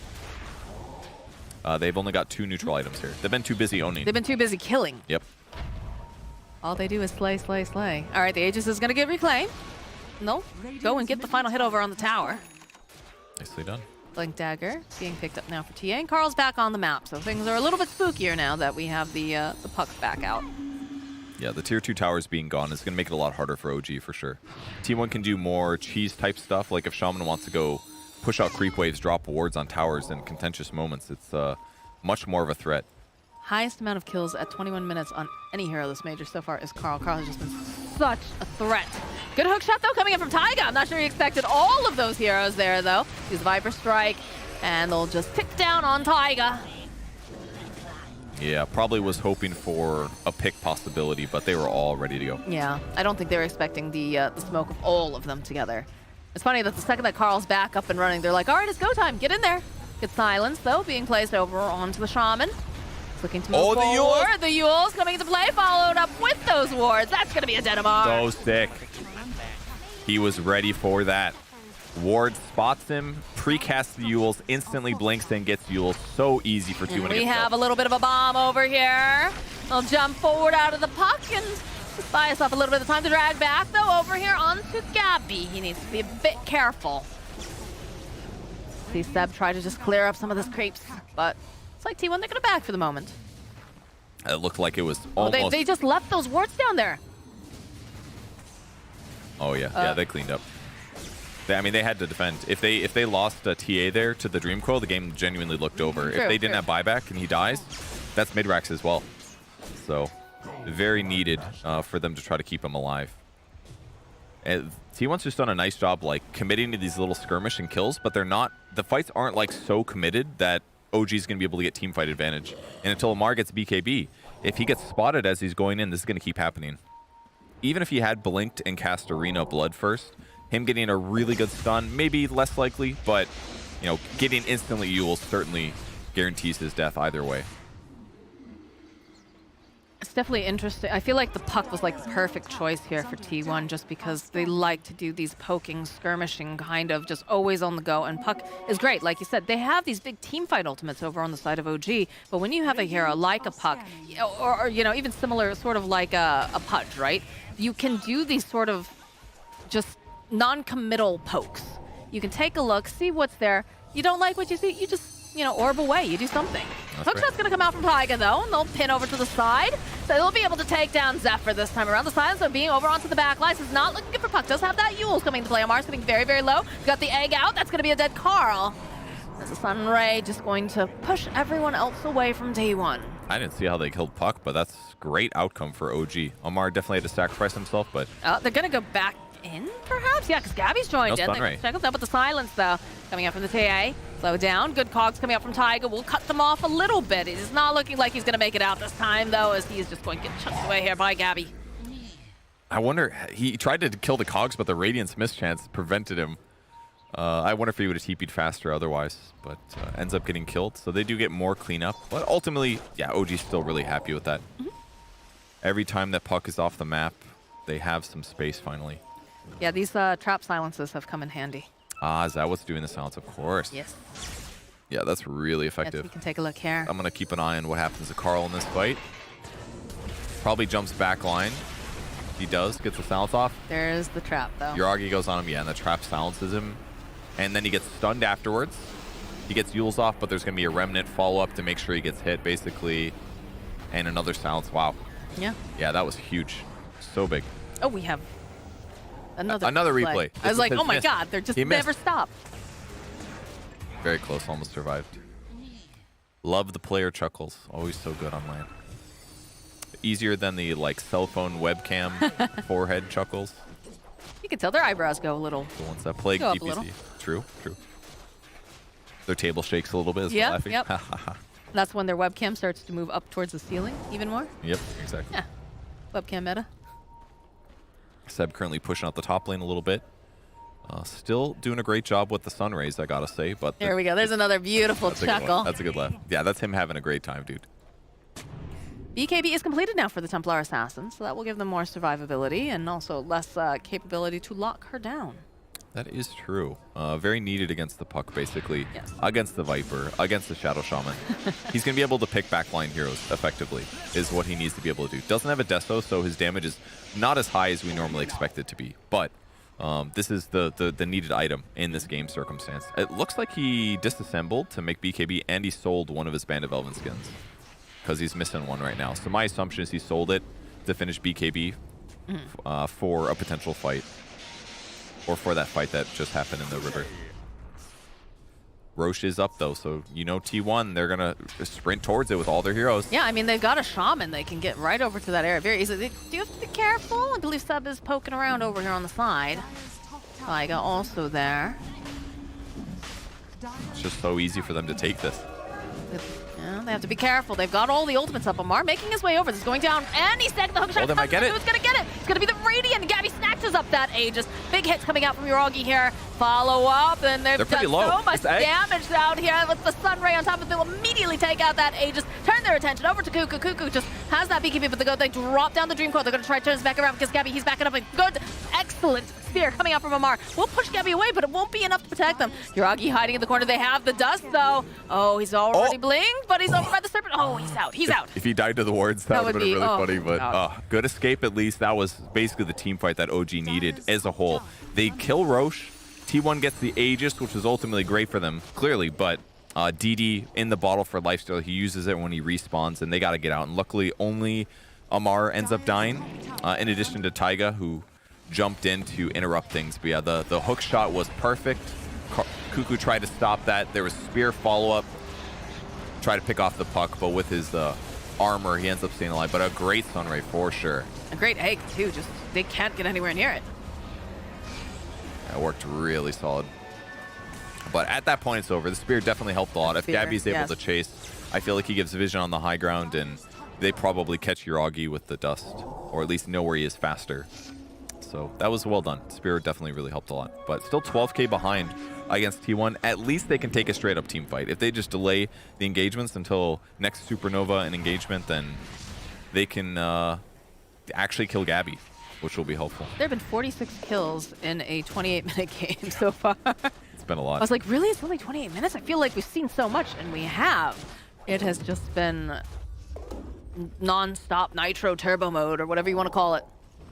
And the crazy part is that T1 has double the kills of OG, and they are ahead, Yes. but 12k is a lot closer than I thought it would be, personally. All right. Smoke coming out from the side of T1. They're on the prowl.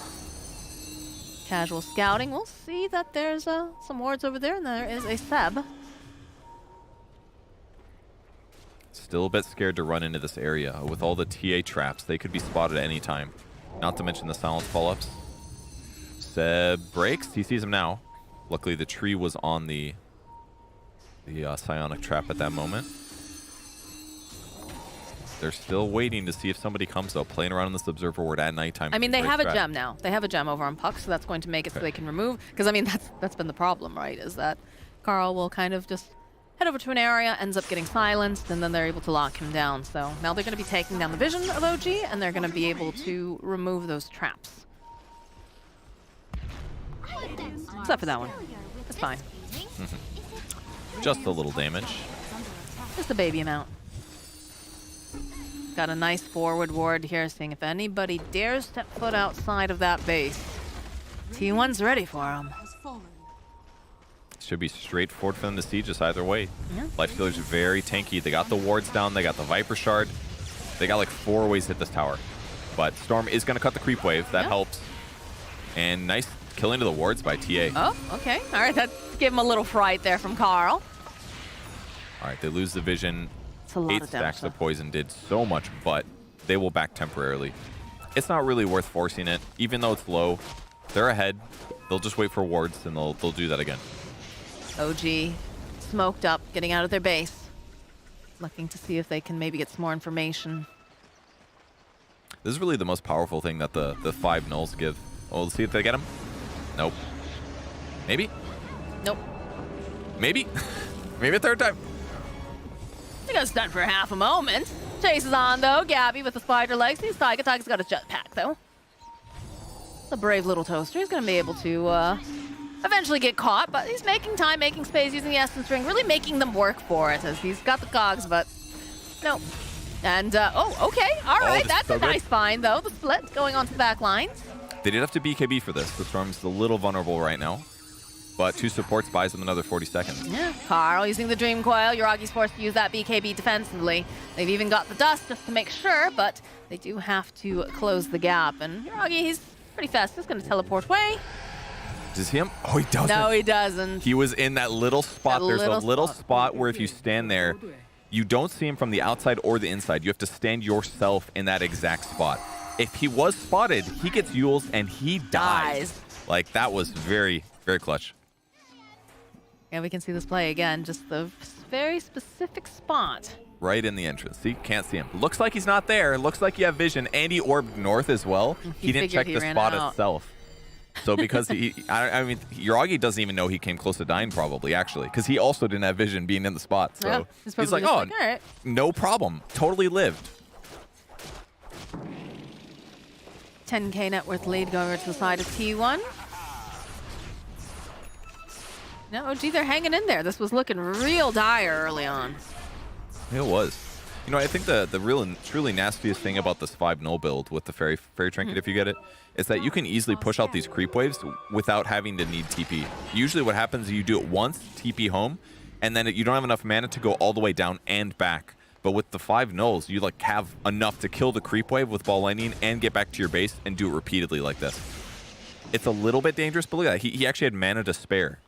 That's the true power of this build. So even if you're losing this game, not only is it still good at fighting, but it just helps you turtle and eventually look for a good opportunity for your team. It's even getting bottom. Look at this. Gets all the gold. Makes it almost all the way back to base. That's his job. He knows what it is. He's understood the assignment. Mm-hmm. And he's getting close to Ag's now. Ag's blessing. That'll be big. If he gets the good vortex, maybe get some good splashes. It's like a little black hole when you hit like the perfect vortex. You just have to make sure that you have enough. I like our frog cam there. Oh, hello. Hi, Taiga. Imagine meeting you here in the woods. I don't think he was imagining it because he's very dead. All right, he checked for a ward. It wasn't actually there, and then they moved over and they found him. Tipping his... All right. Toxic. So toxic. See if they can slow down this siege here. I mean, if they throw their bodies at them, perhaps, and then they just kill them and not the buildings. Another zip coming out here. Yeah, I'm just going to try to clean up the wave. And Cuckoo's Phoenix just is going here. to die. That's no buyback. No buyback indeed. Yeah, they're just ripping apart these buildings. That played here a little too long. Sure why Yuragi dropped a gem over there on the ground. All right. What is it through? See a little bit of a vortex going. Oh, the spear, though. All right, they get the signs over onto Gabby. Can they finish him off fast enough, though, is the question. It's not looking like because they have the Hex. They have all of those wards. They get the kill. He did not BKB on Storm Spirit after half committing. And also, it seemed to me like the double spear from Mars did not catch both. No, it didn't. It only caught one. Well, he's got the shard, so he could have caught two, but Cuckoo didn't get latched to the wall, and BKB gets popped. They call it GG. Yeah. T1, they've done it. What a game. I mean, they just expected win, right? Gabby had, or sorry, not Gabby, Carl had like the best puck performance I've seen in a long time. That's why he had the most kill record at 15 minutes.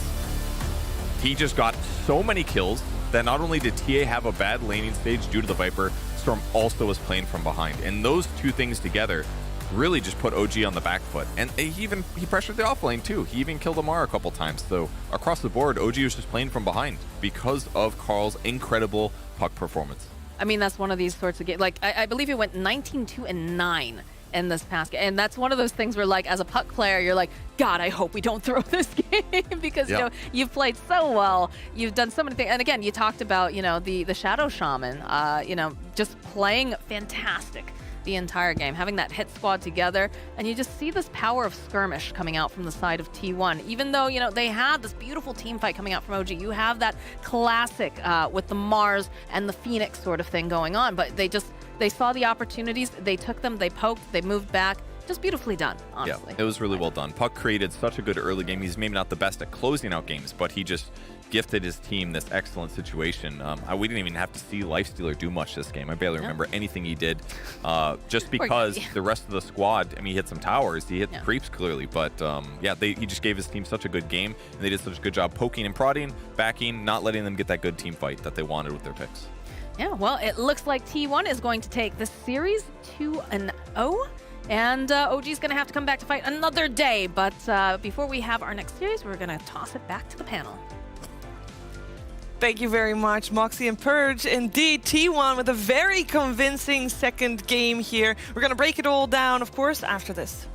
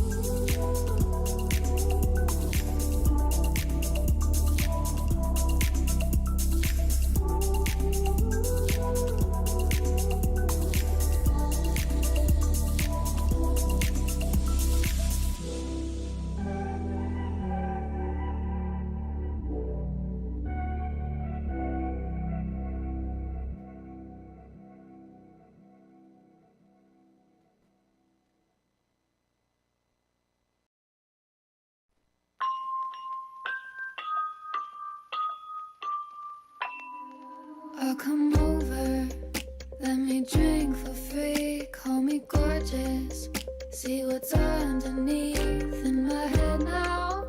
Planning silently how I would get out of this if it turns ugly. This is what it takes to be a girl, trying to survive with pretty girls. Gotta check behind me when I walk down the street. Don't know who is watching me, sitting pretty in a wicked world is what it takes to be a girl.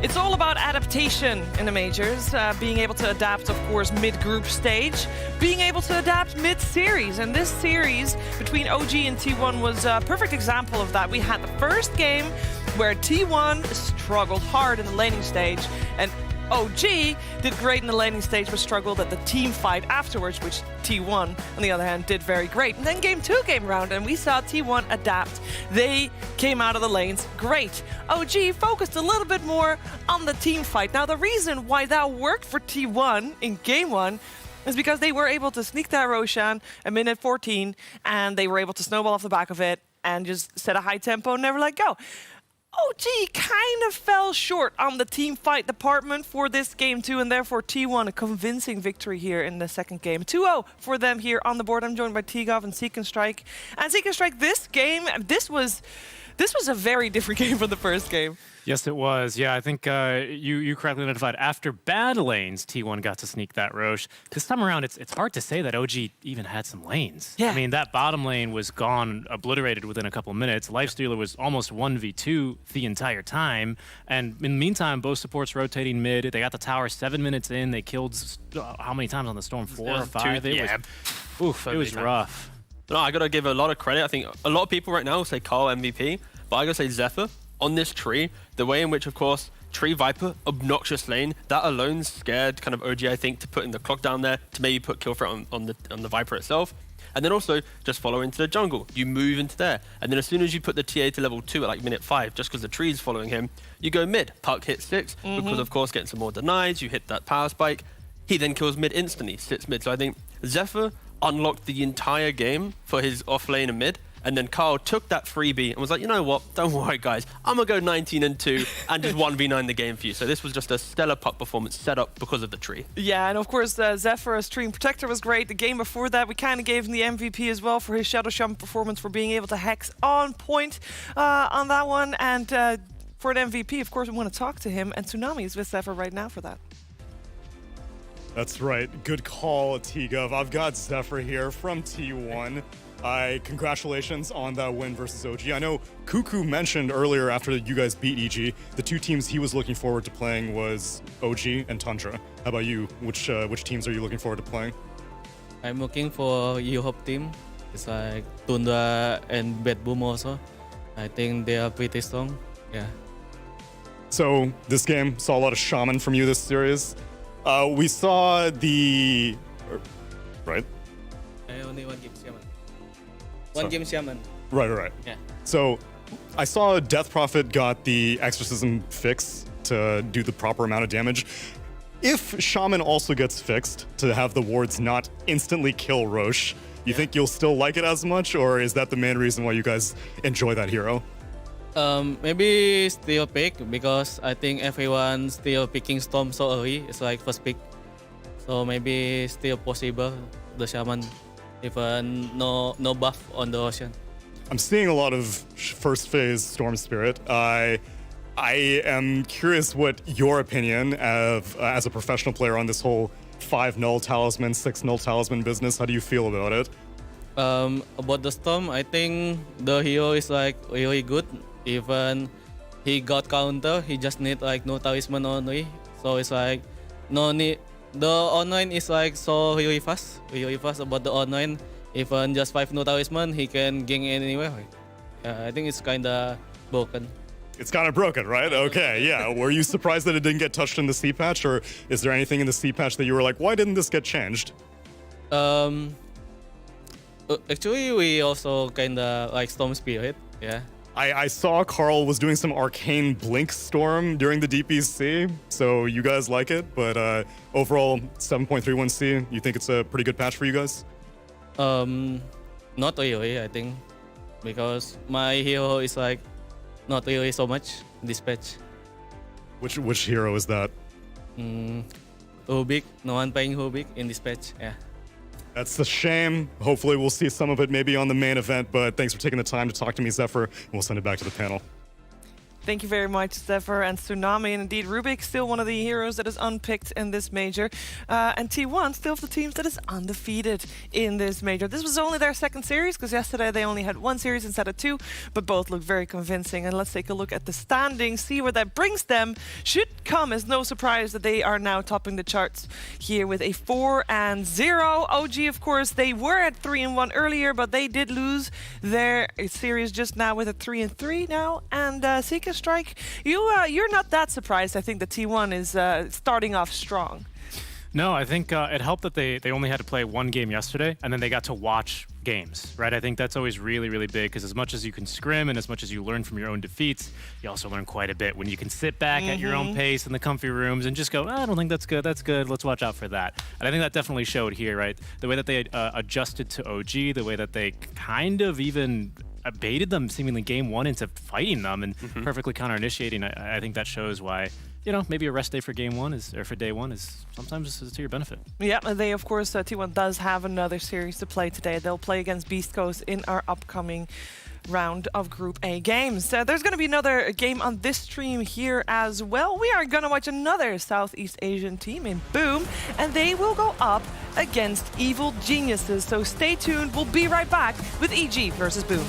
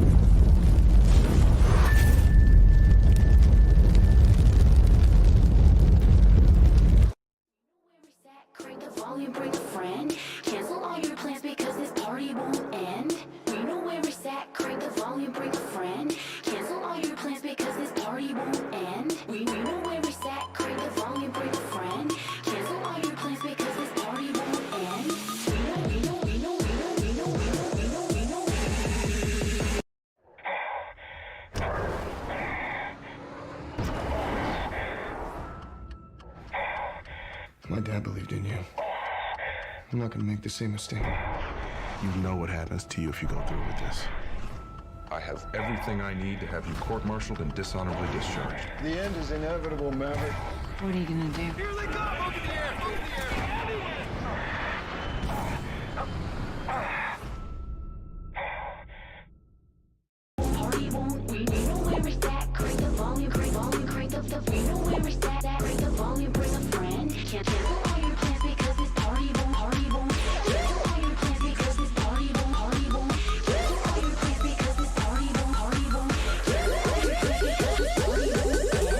Party boom, party boom, party boom.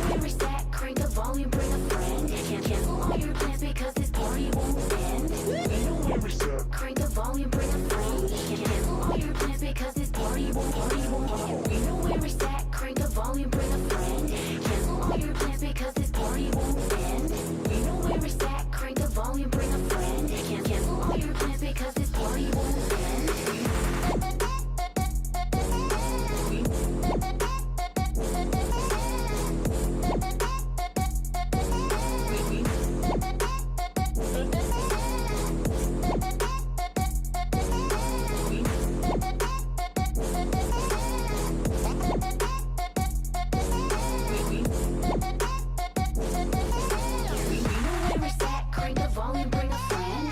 Cancel all your plans because this party won't end. We know where it's at, crank the volume, bring a friend. Cancel all your plans because this party won't end. We know where it's at, crank the volume, bring a friend. Cancel all your plans because this party won't end. We know where it's at, crank the volume, bring a friend. Cancel all your plans because this party won't end.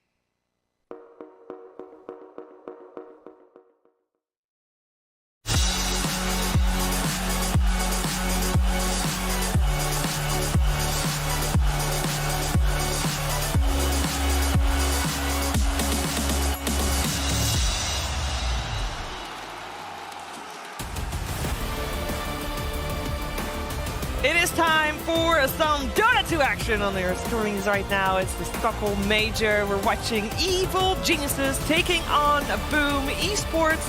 There are, of course, two teams that are competing against each other in Group A. At the end of the group stage, one team will be eliminated for Group A. And this might be as good of a time as any, as to say that in Group B, team is already eliminated in the form of a disqualification, as Mind Games has been officially disqualified from the Stockholm Major. Therefore, for Group B, there will be no team eliminated other than Mind Games. So keep that in your minds. They were removed, not disqualified. There you go. Just a little bit of wording change from me. And I'm joined by Cap and T-Gov. And we're going to watch some top tier Dota 2 because we got Boom and EG coming your way. And well, let's start by taking a quick peek at the standings, Cap, because one team has been doing a little bit better than the others. Yeah, you know, that good news of Mind Games, TSM FTX just breathed a huge sigh of relief. They're like, whew, one NA team at least is going to be going to playoffs because it's not looking so hot for Evil Geniuses right now. Their same old play style. You can beat NA with it, but it doesn't necessarily mean you can show up to international lands, and that is part of the reason that EG is notoriously a slow team. So let's see if they can adapt this time. I have my doubts. I have my doubts this time. I don't think they can. But okay, but the thing is, are you saying adapt because you want them to do a whole new playstyle, or just adapt in terms of playing their playstyle just a little bit better in terms of execution, right? Because draft's one thing, execution as well. Like, it's not been great, unfortunately. So which one would you prefer? I think it's a little column A, a little column B. I think they can take their current play style, and I think there's certain things they can do better. I think one core on the team does have to make some moves and make some plays and go around and get himself killed and make some action happen. And right now, there are three people who really like farms. So. I just want to point out that you're not necessarily trying to throw one person under the bus. It's like, just anybody has to do something. Please, anybody step up. yeah, exactly. I know, like, it's a big meme about, like, Storm Superior first pick, but I think there are a lot of other issues with EG, and I think one of them is the fact that nobody wants to necessarily be the person to make a whole lot of moves. And we focus our attention first on Evil Geniuses because Boom is doing fine. We're coming to them in a bit, but EG is definitely performing under expectations, I think, from what a lot of people were expecting, because even though they're playing the same style as what we saw them do during the NADPC, they are not able to really make it be a faster paced style, because current meta, T, is just you got to be a little faster. Yeah, you gotta think about your first move, right? I think there's been countless interviews with players across all the regions where it's like, if you're drafting and you have a clear timing, if you miss that timing, being able to make the next play is often quite difficult. And I think for like EG, they have presented moments where they've had a 10, the Naga game, for example. They have the lead, they're playing up against like a win runner carry. On paper, this should be the game that they win. But they go to high ground, again, another challenging thing to do. They throw away the whole lead. So I just feel like it's just consistency and, like, I guess, what's the better phrasing? Just like confidence in converting a winning position into an actual one game. And that's what the teams of like T1 we've just seen perfectly. They see a win, they hold it the entire way. EG though, they see the path and then they're like, ooh, this way. And it's a bit difficult.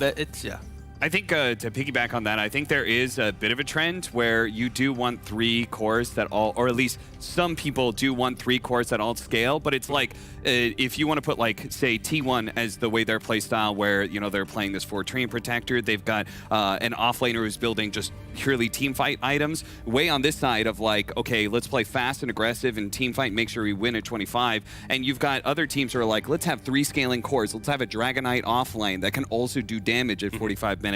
And then you've got EG way over here who are like, yeah, I also want 3 cores that scale and everybody wants to get farmed, but it's to an extreme and that's not working out for them just yet, but they can dial it back. You know? They can. They definitely can. We've seen them adapt. We know they can adapt. They just need to do some adaptation for today in order to bounce back. And EG is known for their warm-up games. Let's give them a warm-up day, see how they perform today, of course. One extra thing that EG has to deal with, well, I don't know if they deal with it, is the amount of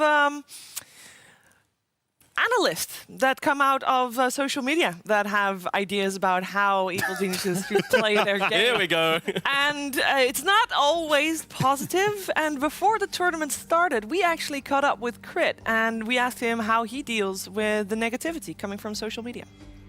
I think in general, like, we understand that the comments from on like social media and stuff, it's like a vocal minority. Like, we know that there's a lot of fans that watch our stuff and that appreciate us, even though they might not be as heard or not as loud. So I think it's really important for people to remember, because there is a lot of like negativity towards most teams. Like it's just more interesting for people to, you know, go out there and flame the teams they don't like, and that's just how social media works. It is just how social media works. I do appreciate that view, because very often it is indeed the vocal minority. And I also think that when you're playing at a major like this, you gotta be able to turn it off. Like, you delete it off your phone. Make sure you don't focus on the tournament. Focus on the Dota, on the games, on your team, right? That's the main priority. Yeah, it's important because, like, again, we heard from like Tiger as well earlier today. Like, he looks at the series, he doesn't care about anything else. You need to get into the zone, right, into the bubble. And if you start thinking about other things like, oh, we have to win this series to get here, on you know, Red Thingy on Twitch flamed me for not getting the age or something. You're like, that doesn't matter, right? You got to focus on yourself. And there's 5 Bulba memes on Reddit right now. Yeah, exactly. You know, like, Bob is uploading him himself, gotta... like, yeah, I'm on the front page of Reddit, baby. That's why he keeps picking in the storm. Like, it's that free. He actually thrives on the social media, surely. To be honest, no, quite the opposite. All the guys have been in the industry long enough to be able to ignore that. So it doesn't get to them, and they can indeed ignore it and focus on today, as they're doing right now. We caught up with some of EG's players earlier before the series. During the group stage, usually we use our time to try to adapt fast. Obviously, right now we're in a bad spot, so we have to think fast and see if we can learn. No, I wouldn't say any team surprised us so far. So we knew what was coming, but it's more about ourselves. Like, I feel like we didn't respond correctly so far. So hopefully we can improve on that. Improvement is needed indeed. Evil Geniuses with the 0-4 record so far. They are looking to turn it around. On the other side of this matchup, we've got Boom Esports. Now, Boom, they did come out on top. At the most recent LAN we had in Dubai, they were the victors there. They came first. And therefore, we kind of have high expectations for the squad coming in here.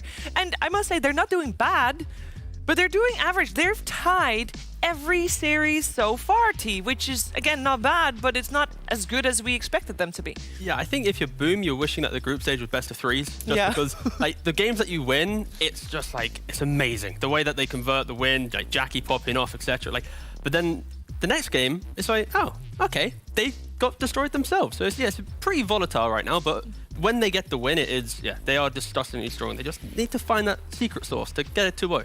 Yeah, I mean, I initially chalked it up just to the fact that, I mean, you're here playing on LAN. You're not expecting to be playing with any lag, but of course, 2 teams did have to play with jet lag, right? And I talked up day 1. I was like, okay, whatever. It's a bit of jet lag. But then they lost that game 1 against Beast Coast, and I was like, okay, there's a kind of concerning trend here.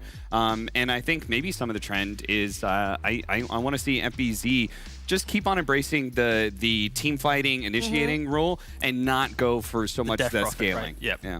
Yeah, and we did already see a quick sneak peek behind Cap of the players getting ready to draft, so we should go to a break, because when we're back, it is drafting time for Evil Geniuses and Boom Esports. We'll be right back.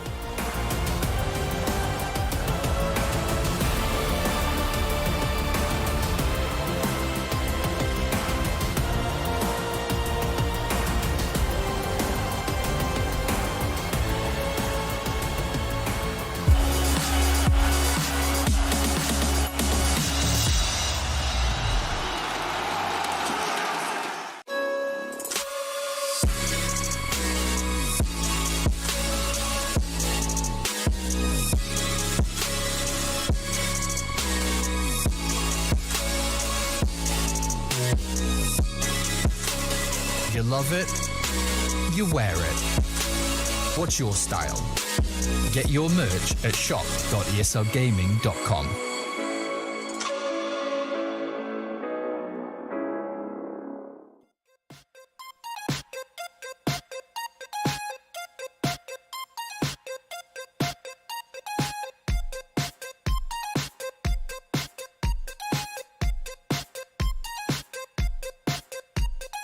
Rise and shine a brand new day. Daily I can choose to be. Become what is best for me. Meeting life along the way.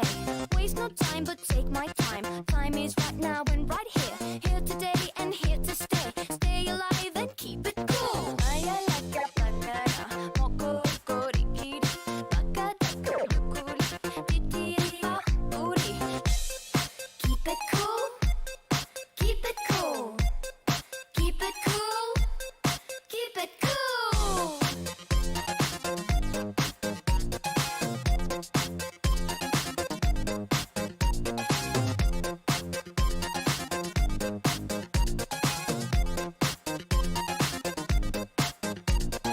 Like a sign, it makes my day. Day by day, I choose to see. Sea of scum or sea of glee.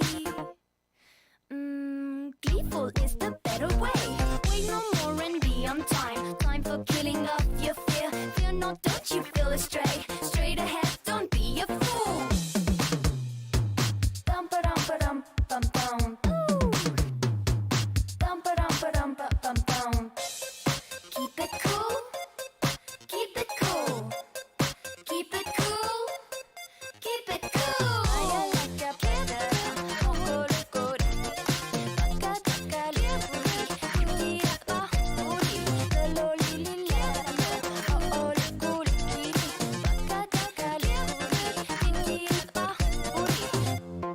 Take your time, hey, don't be a fool. Stay alive and keep it cool. Keep it cool. Keep it cool. Keep it cool.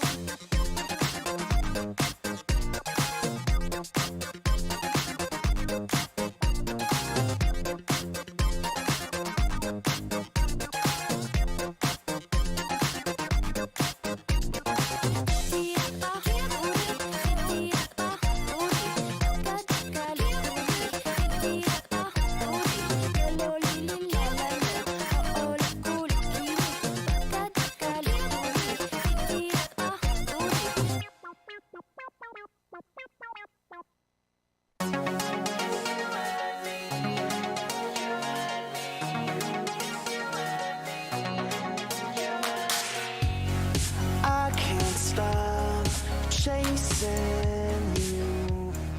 You're my poison.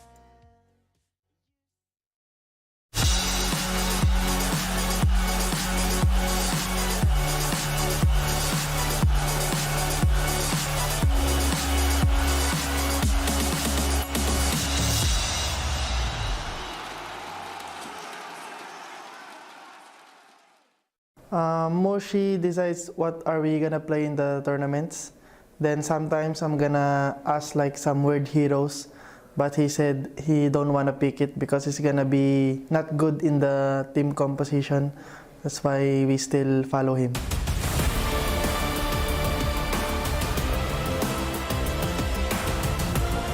It is time for Boom and Evil Geniuses to go head-to-head in a 2-game series here for the Stockholm Major.